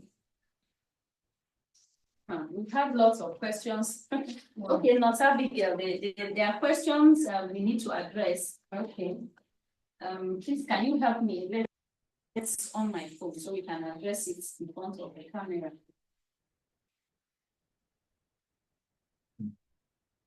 Okay, so, all right, someone is saying that falling process, Kate, you'd have to get us some crates of malt because that has got to do with energy.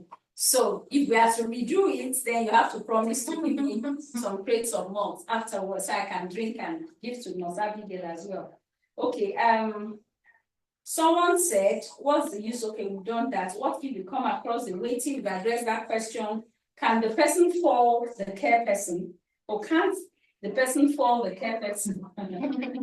That is why you position your leg this way, in between the legs of the falling patient.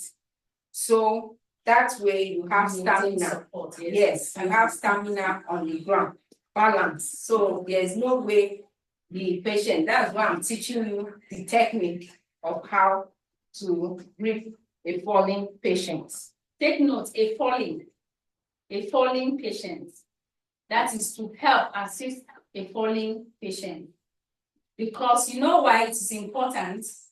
So that if you help a falling patient, like it will help her maintain that support and remain stable at least. If you leave her, there are times it has happened, this particular thing. We've had 1 or 2 questions. Somebody said, is it not even better to let the person fall? Like, let the person just, the person wants to allow the person to fall. If the person better than you going to help the person and you are falling, we have a lot of funny things when it comes to fall, but I think this is the right method. If you know exactly what to do, how to position your leg, how to position your knee, you need stamina. That is why part of the things you are taught as a caregiver or anybody in the field is to do exercises, build stamina, make sure you are fit. It's not about the age, but it's about the fitness. You have to be fit. And when you go for this caregiving jobs, you are tested for fitness. Like, you have to be very fit to be able to, you cannot be fragile and you can't even carry yourself and you want to learn. No, it's not like that. So you have to be agile and fragile. And I mean, I beg your pardon, not fragile. You have to be agile and have the stamina to be able to handle any situation. But with those techniques, if you do them rightly, you will see that you won't have all those issues with your waist, with you falling down and the patients falling down as well. So, which other question did I see? Okay, so once it was Aminat. Aminat, you are really from the second person for the care person.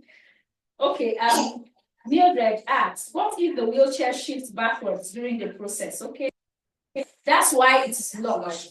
That's why it is locked. That's the very, very first thing, because if you don't lock the wheelchair as you are doing what you know how to do best, the wheelchair can shift. Or maybe you want to keep the patient and the wheelchair is like one game we used to play that time we in a primary school. You know, some of your mates maybe has been looking for your trouble, and you're thinking which was the best way to handle that person. You just allow the person, maybe the person goes out and comes back, pulls out the chair to sit down, and you drag the chair, or you quietly take the chair up and the person just lands on the floor. So that's how the wheelchair can be if it's not locked, because as you are doing you're doing what you know how to do best, trying to position the person in the place and thinking that the wheelchair could roll itself backwards and the person can land in the position that you don't expect. So that's why it's important that before you start transfers with wheelchair to bed, bed to wheelchair, or car to wheelchair, sometimes out of the car onto the wheelchair, you have to lock it, because when you mount the brakes and lock the wheelchair, there is no way it will move, just like a car. It will not move. So that's why it is done. If your speaker is muted, can you repeat? That's why Nosabigel, okay, someone has answered. Thank you for that answer already. That's why Nosabigel locked the leg of the wheelchair. What about a case where the patient can't even assist himself or herself by holding your arms the way the other patients do? Okay, I know I should leave it for Nosabigel. You know, today is the last day that I'm seeing people, so let me just talk. If I don't talk, all the things we do this. So allow me to talk so that I can miss you people a little, not too much, eventually when I'm done with the training. So it's very, very important for you to know, like we talked about when we're doing first aid, TILE, T-I-L-E, the task, individual, then the measures with which you can, you look at the load, what you are actually carrying, and then the evacuation of the environment. This is the TILE. So it applies to this. Before you transfer, gather your supplies, visualize the task ahead of you. That's very important, like you did during the theory. Visualize, I want to carry this person. Your brain, that's the duty of the brain, the nervous system, the brain. So it just gives you, okay, I want to do this thing. How am I going to do it? I'm going to do it. Then you put your knowledge into play. If the patient, that's why I said that we have different level of assistance. It's just like in the normal setting where you have the patient. They are different. There's the one that can actually do some things for himself or herself. All they need is just a little bit of assistance. Okay, maybe they just want to walk. There are some people that can actually walk. And so all they need is maybe just your support. They use their own leg to walk. There are those that cannot even walk at all, that you know that these people are bedridden or something, you cannot even attend to. So before you actually attend to a patient or do transfers, you should have at the back of your mind the level of support that patient needs. Very important. The level of support I need may not be like she carried her. There are people that can practically do all those by themselves. They can stand up. They can even attempt to sit on by themselves. So all they need is just you standing close to them and ensuring that they actually get it right. Like you are able to nip anything, incident or anything in the board, because they are trying on their own. And the beautiful thing, most important thing in this job is that as much as possible, encourage the patient to do what he or she can do for themselves. I cannot overemphasize that point. So you working with them, you connecting with them, allow them. Don't take it away from them, especially if they can do it. But if they cannot do it, I'm not saying because of independence, you let them do what they cannot do. No. But I'm saying that because you know the level of assistance you can give to them, you know the conditions, you know what they can do. let them, so that you don't take away that independence from them, so that you don't kill them faster. So that is just the A to Z of it. So before you do that, take a look at what you are actually, the load, what are you, will that person be able to?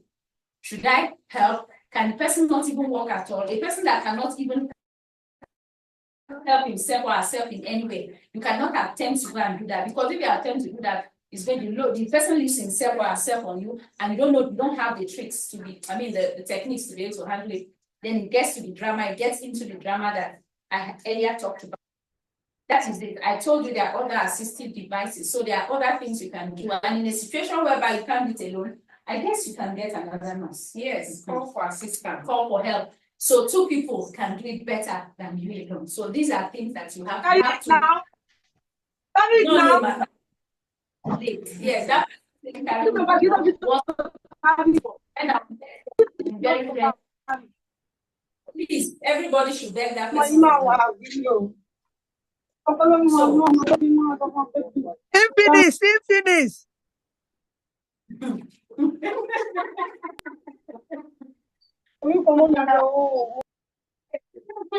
I know that's our voice, because I don't know why we are doing this. I am trying to. Let's see what's the next question. Okay, please try and speak out loud for us to hear. Okay, I am speaking at the top of my voice, and I guess yeah, the mic is it's loud and clear, except you have issues with your voice. Please, can you redo the calling process? Kate, I keep getting this error.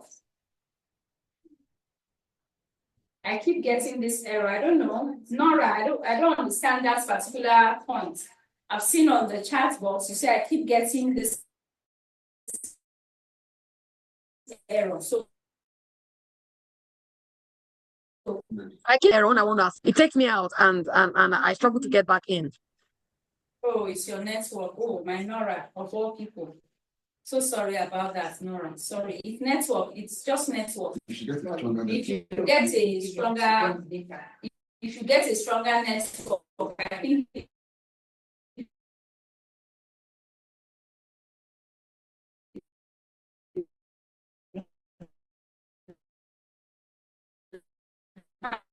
that's what happens. Like that, will tell you error.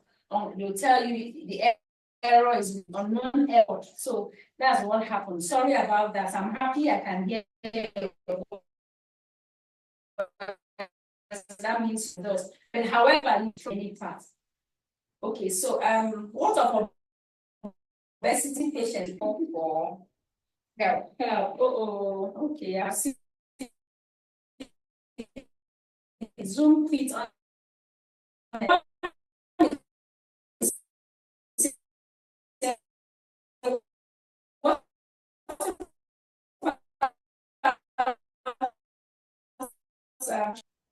Location, maybe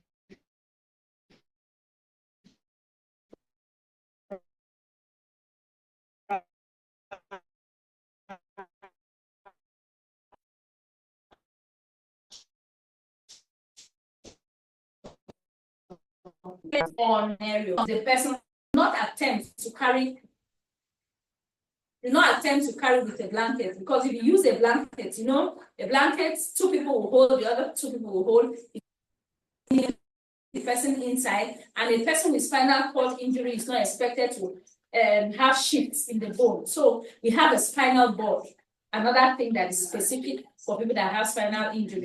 So you use a board like a clamp to lift them. It helps their bones to remain static in the position to avoid it shaking. So these are some of those things. So it depends on what is actually the challenge. There are different ways that you can transfer a person from. You use the gate belt, like I talked about. You use we have the commode. There's another thing. We have the commode. They can use it just like the toilet. It's a movable device, like a walking aid. You can just use the commode, and we have a lot of them.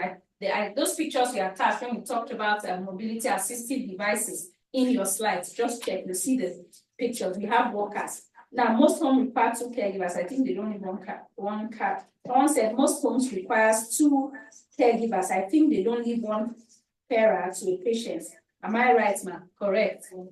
That's right. You are very correct. Okay. Yes, in most care homes, they leave two. They don't allow only one person. So even in a situation whereby you are very, very correct, like in UK, especially UK, they don't leave. I don't think there's any care home that one person, even if you're on shift, it's not one person that is on that shift attached to a particular person. It never happens. At least even 3. And above that, your supervisors will still be available in case of anything that you need to reach out to them in case of any eventuality. So you are very correct. You are 100% correct. So that having said, I think we are done with that particular aspect of it, of transfers. Remember that we are also going to have our internship. These things is just like what you need to know. We've shown you. When you eventually go on internship, you test your ability. That's the practical test. Now you test your ability and actually carry these things out with confidence. When you do something, practice, of course, makes perfect. That is what happens to everybody. So, like, I trust we'll do better. So let's see. What's the next thing to do? I think the measurement you have. All right, so at this point, we are going to see another very important thing is checking urine level, the urine level of your patient, as we are going to out shortly. I told you we should not exceed 8 o'clock, so we are all is to rounding up and feeling more nostalgic.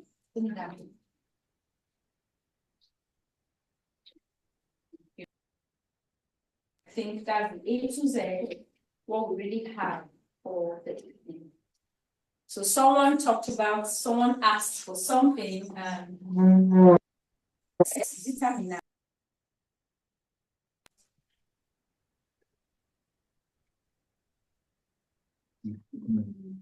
There is a comment. What's the comment? I'm trying to see.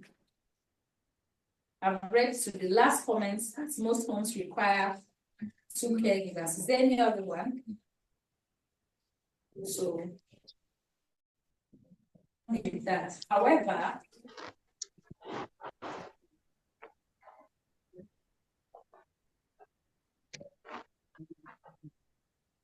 okay, so we are just going to check that, and then we are going to look at not assistive device, but toileting devices. We have different types. We have the bedpan, which we are going to see. Nurse Abigail will show us. We have the bedpan. Most of us know it in the hospitals. For those that have mobility issues, they cannot access the restroom or the toilet.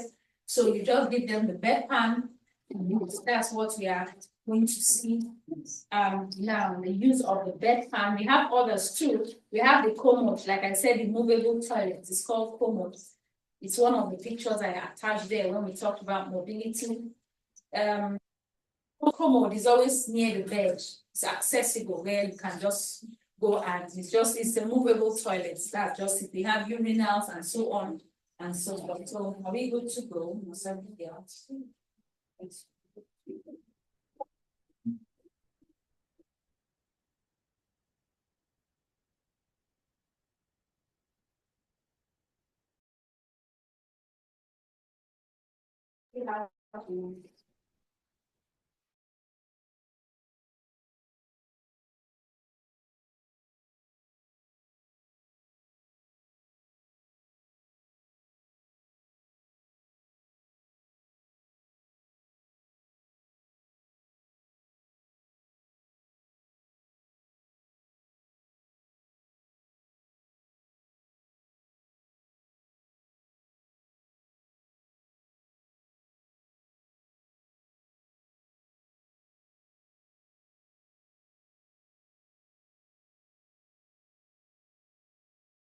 Okay. Hello, everyone. Are we together? Yes, ma'am. Yes, ma'am. Okay, I want to offer bedpan to the patients. As we all know, let's assume I've talked to my patient, I've seek her consent, then I've explained the procedure to her. Blank, I've oh, not washed my anything. My Are screen we is supposed blank. to be seeing? We are not seeing anything, no. okay. Your screen is blank, Okay. man. You're not seeing anything, it's blank. Oh. Hold on, hold on.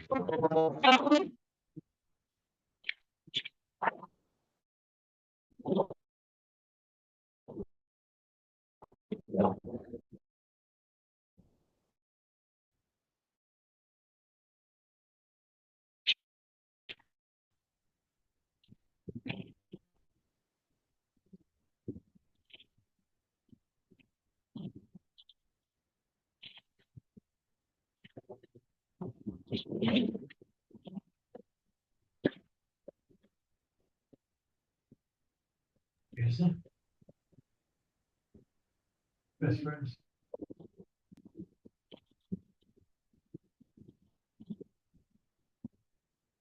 This is how to empty. So I'm going to greet my patient and also seek her consent. Good evening, Mrs. James. Good evening. My name is not. The thing is, can they see? Please, can I, let me, hold on, Abigail. All right, please, can we see? Is it clear enough? Can we see? Yes, ma, we can see, ma. Yes, ma, we can see. I'm trying to have a plan B right now. We just had a little obstruction, but fine. Thank God we are almost to the end. Go ahead, Abigail. Okay. Good evening, Mrs. James. How are you doing? My name is not Abigail. I'm here to empty your urine bag. Are you okay with that? Yes. Can I go ahead? Yes. Okay, let me wash my hands. Get my supply.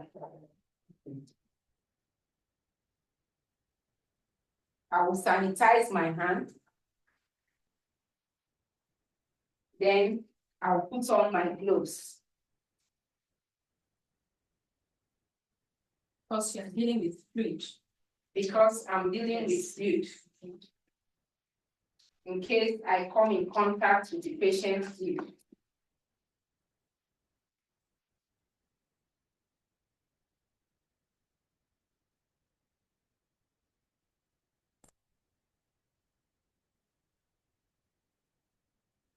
I have here with me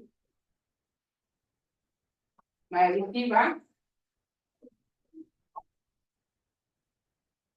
and also a receiver with swab. So, Mrs. James, I'm here. I'm about to empty your urine. So I'm going to keep the receiver this way and swab this way. So I will check the urine bag. You can see there are graduations. So I will check what level is it at. From here, we have 100 mils. The next line is 200 mils. The third line is 300 mils. The fourth one, 400 mils, and then 500 mils. So where did it stop? It stopped at this. Say this is 300 mils of urine, which I'm going to be emptying. So I'll lose the this way, and then it will come out. Make sure you distance yourself from the receiver.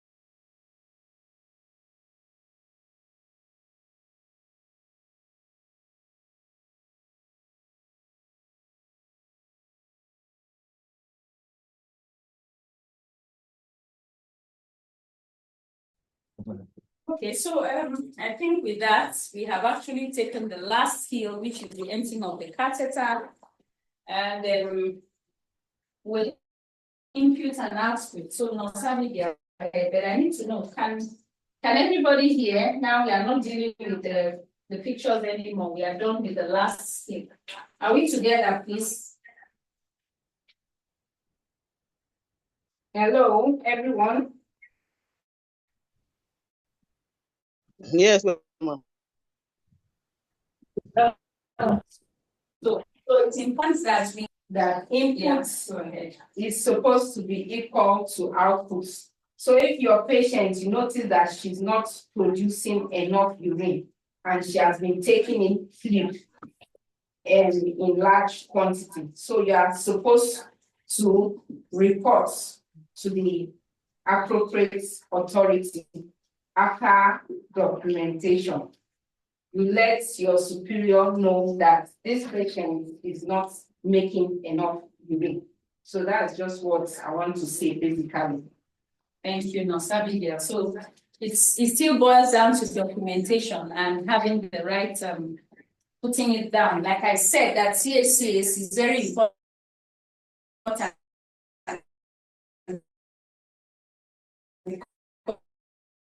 Because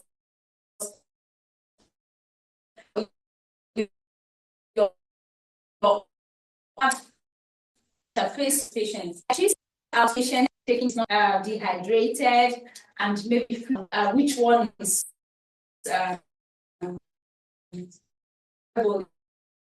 illness I'll certainly get back to you. Equally, before we go, we use of fire extinguisher. Someone somewhere, I think on the platform, had asked. Okay, someone is saying, not a big deal, someone is saying, how do we remove the catheter from the casualty? Are we supposed to remove the catheter at the CFCA? No, yeah, not so. Yes, it's a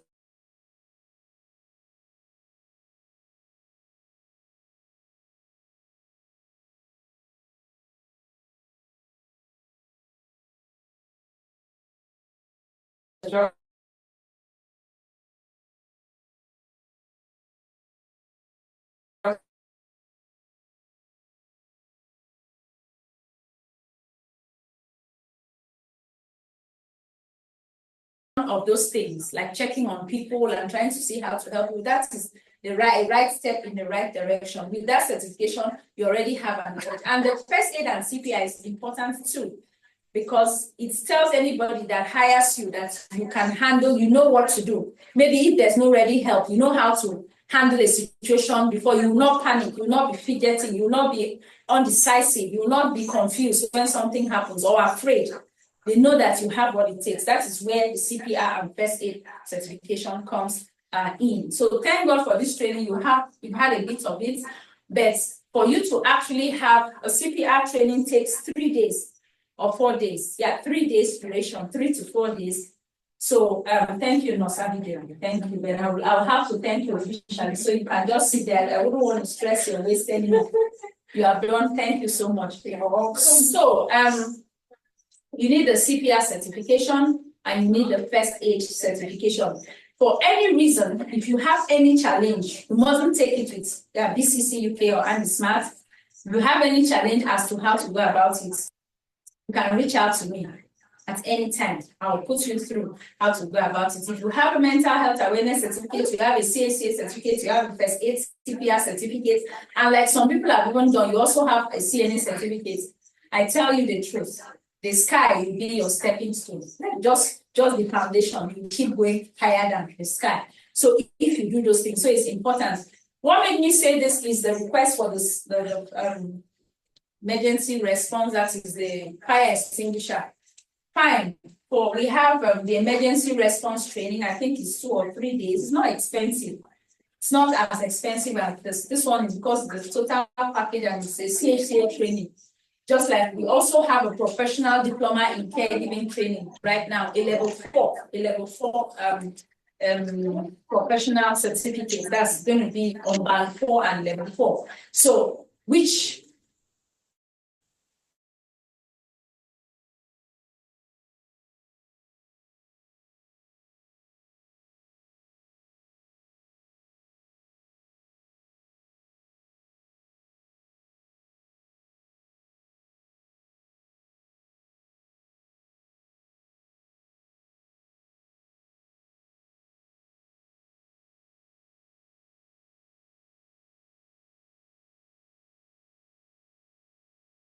of the skills that you have learned. Minutes. 5 minutes to carry out any of the skills that you have learned. It could be hand washing, it could be donning and doffing of gloves, it could be recovery position, it could be CPR, it could be bed making, the envelope method, it could be any of the skills. It could be falling, how to assist with a fall, it could be transfers.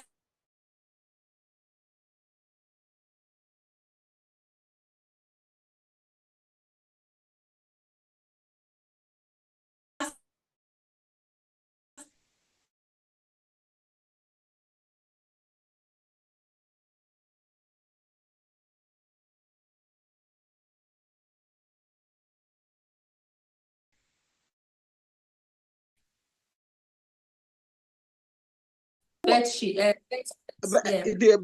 bed sheet that you just wear it as if you are wearing the mattress, the clothes, and they will not. Some has zip, some comes with button.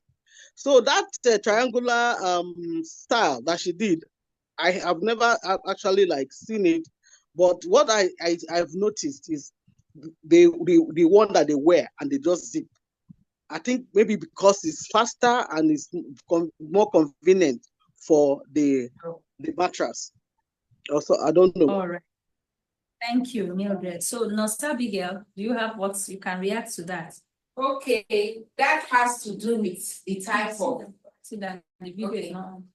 Let me respond to that question. That has to do with the kind of bed sheets they have in the facility. In another facility, you can have this particular bed sheets that are used in making the envelope corner. But in that aspect, there's nothing you can do about it. That is why, as you are in the profession, as time goes by, you continue to learn and see different things. You move from to another. You will not work in a particular place for the rest of your life. So you continue to see new things. So in the purpose or for the purpose of examination or a video for the bed making during exams, you have to look for these particular bed sheets and make sure you make the bed in the standard way approved.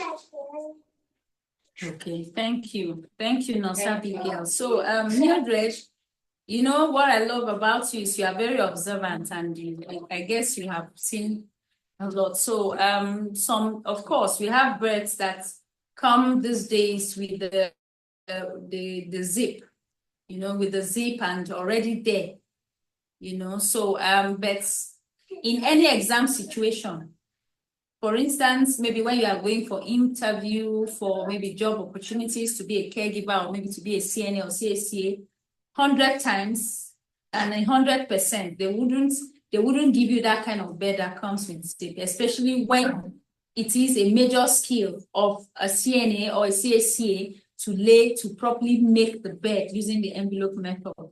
So they will not give you that kind of one, or a scenario will not have a scenario where you have that kind of bed, because with that, it's going to be futile. It's not going to come out in the proper way. But it's one of the professional, it's one thing that you don't miss in the course of doing this trainings. You want to be a health worker, you must have the knowledge on how to make the bed. It's a standard, it's a procedure that you cannot just, no matter the technology, at least for now, until maybe in future. For now, no exam leaves that out. You have to do it. You actually are going to work in a care home. But if you have, it's important to have the knowledge. The reason is you may even go to a care home or a facility that they don't use that bed sheet. They don't even do that triangular method that we have taught you. But for the purpose of examination and the purpose of the fact that you have passed through these trainings and you need the knowledge to be well equipped in any environment you find yourself, then it was necessary that we had this as a part of it. So thank you so much, Mildred. I don't know if that's okay. No, it's okay. Thank you so much. Thank you. So how do we remove the catheter? Okay, we've answered that we cannot remove the catheter because that's not our duty. Then someone said, in a situation where a nurse asks you to remove the catheter, how can one respond? It's very, very simple. Please, is there anybody that has that answer to that question? Who can help us with that question asked, that in a situation where a nurse asks you to remove the catheter, how can one respond? Should you do it or should you not do it? Please, is there anybody that will bail us? Okay, good evening, everyone. We will not do it. Okay. We will tell her that it's not. I feel Who said that? Who said that? Kate is speaking. No. Okay, it's Jovita. Okay. It's not part of. Jovita. Okay, Kate said this almost the same thing, and then Jovita, thank you for that. That's what I wanted to hear.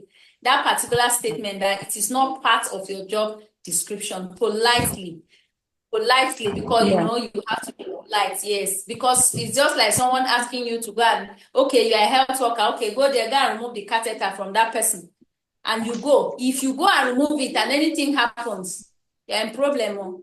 You will not be exonerated from the problem, even if the person that sent you, you still have problems. So simply, it's not part of, and anybody that asks you to do that wants to put you in trouble. It's clear indication. You rupture the urethra and do other things. Another more than CPR certification class. Kate is asking me to get everybody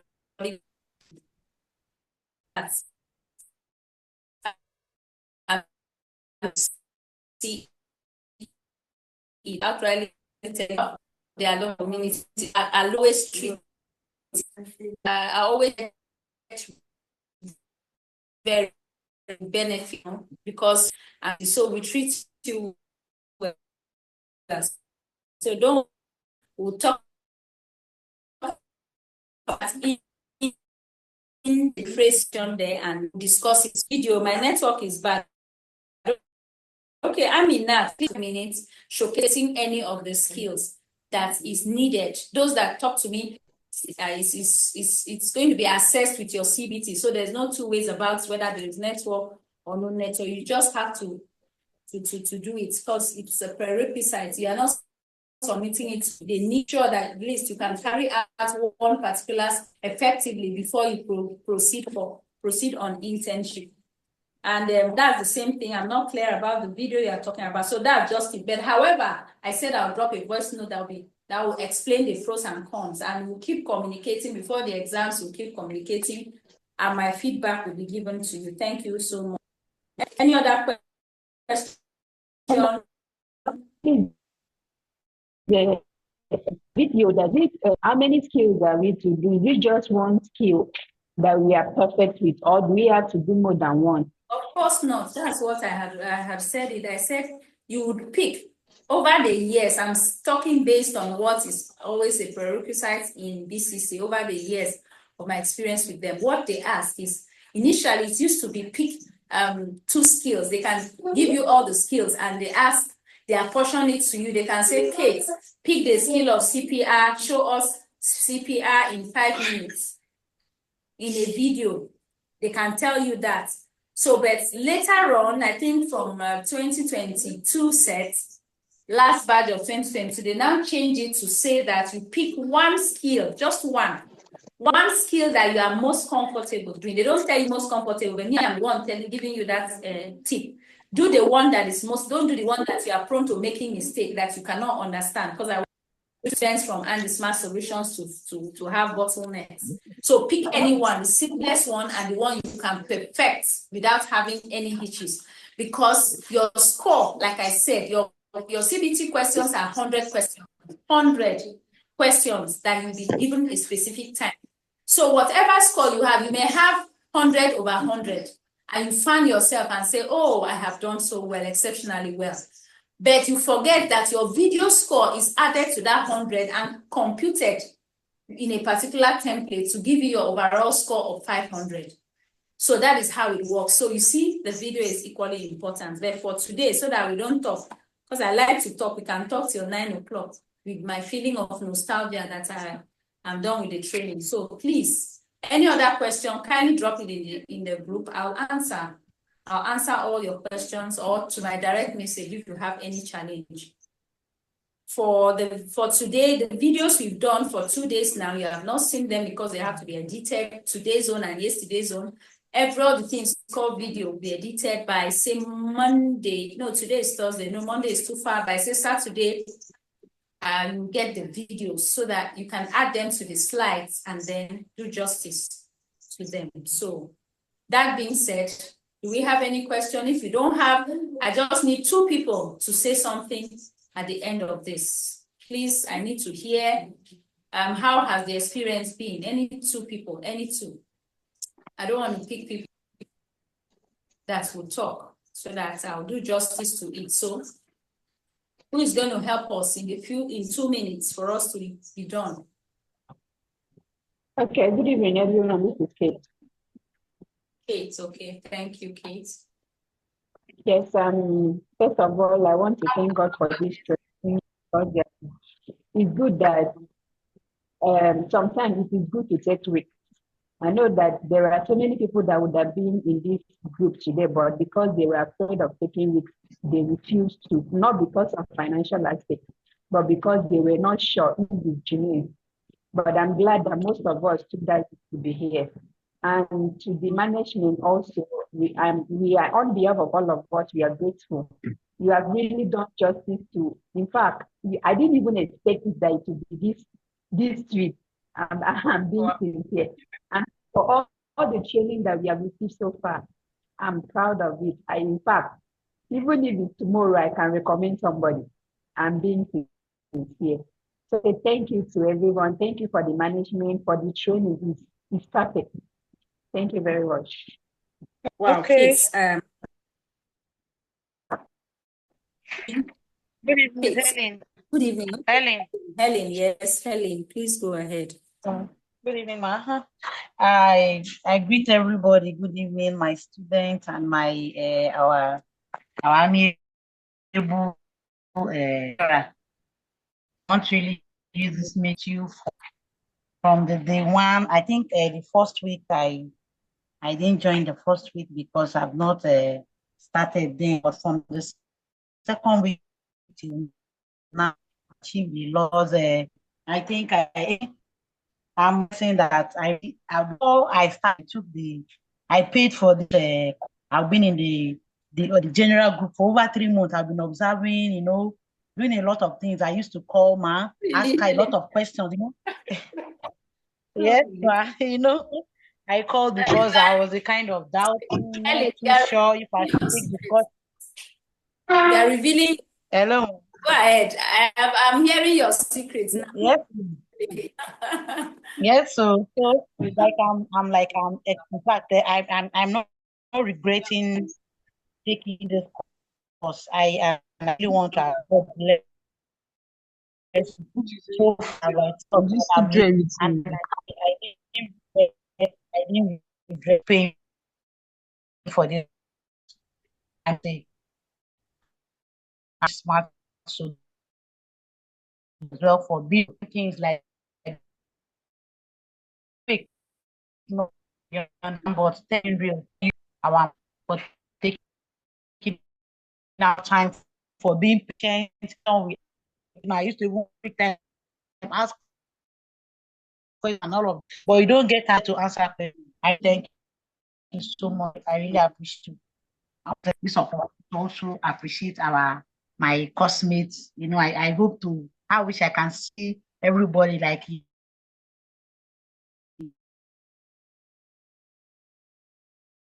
Face to face. I feel really happy to hear this. Now the I finished training, I don't know why any of them end used to be but yeah, actually happy because without the happiness, then it means I'm busy doing nothing.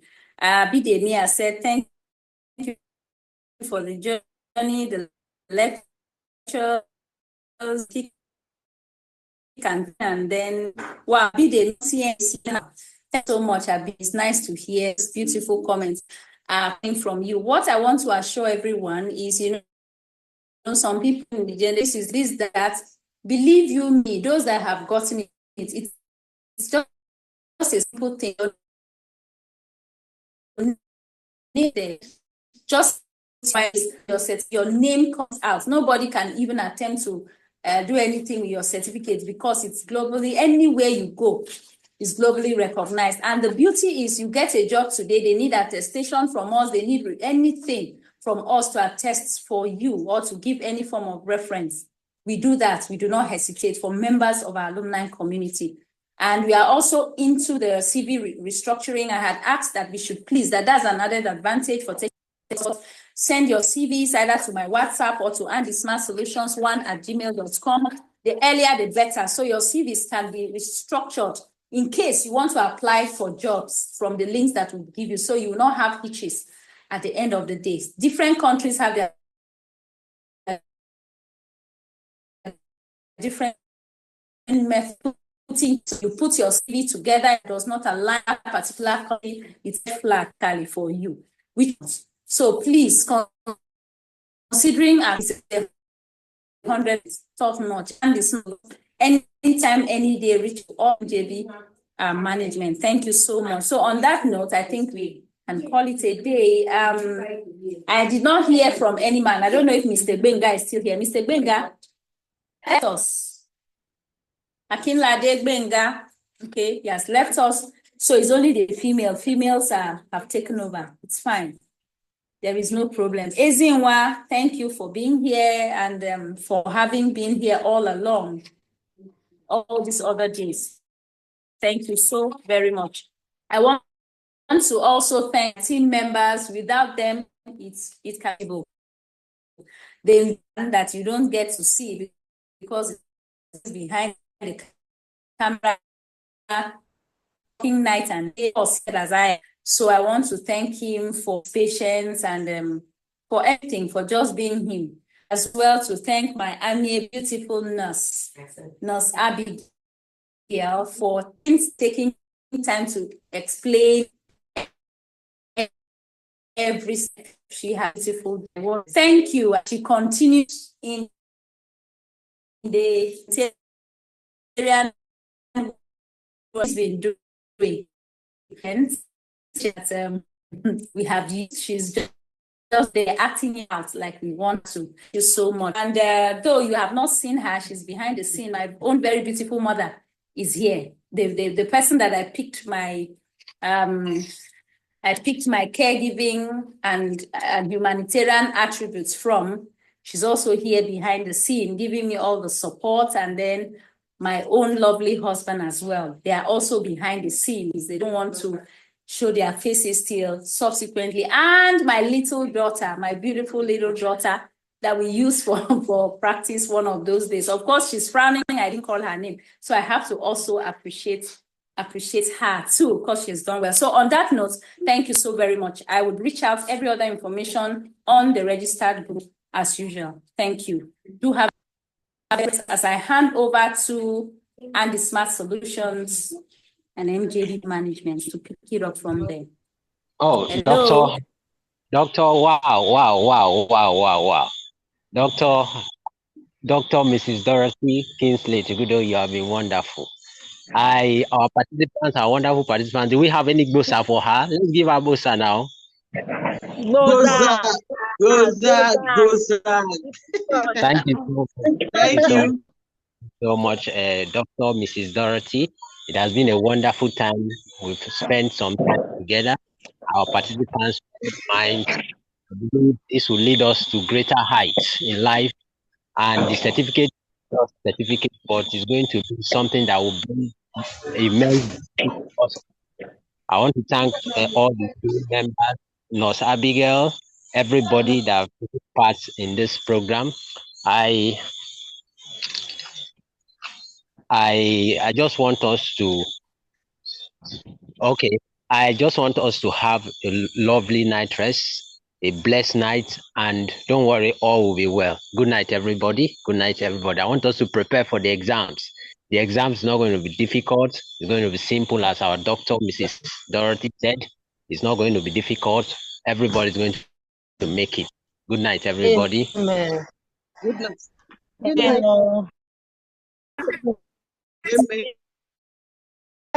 Miss you. How you doing?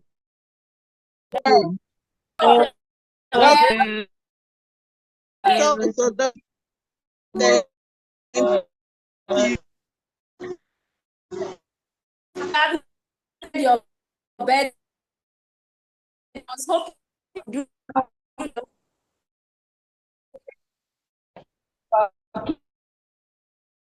do.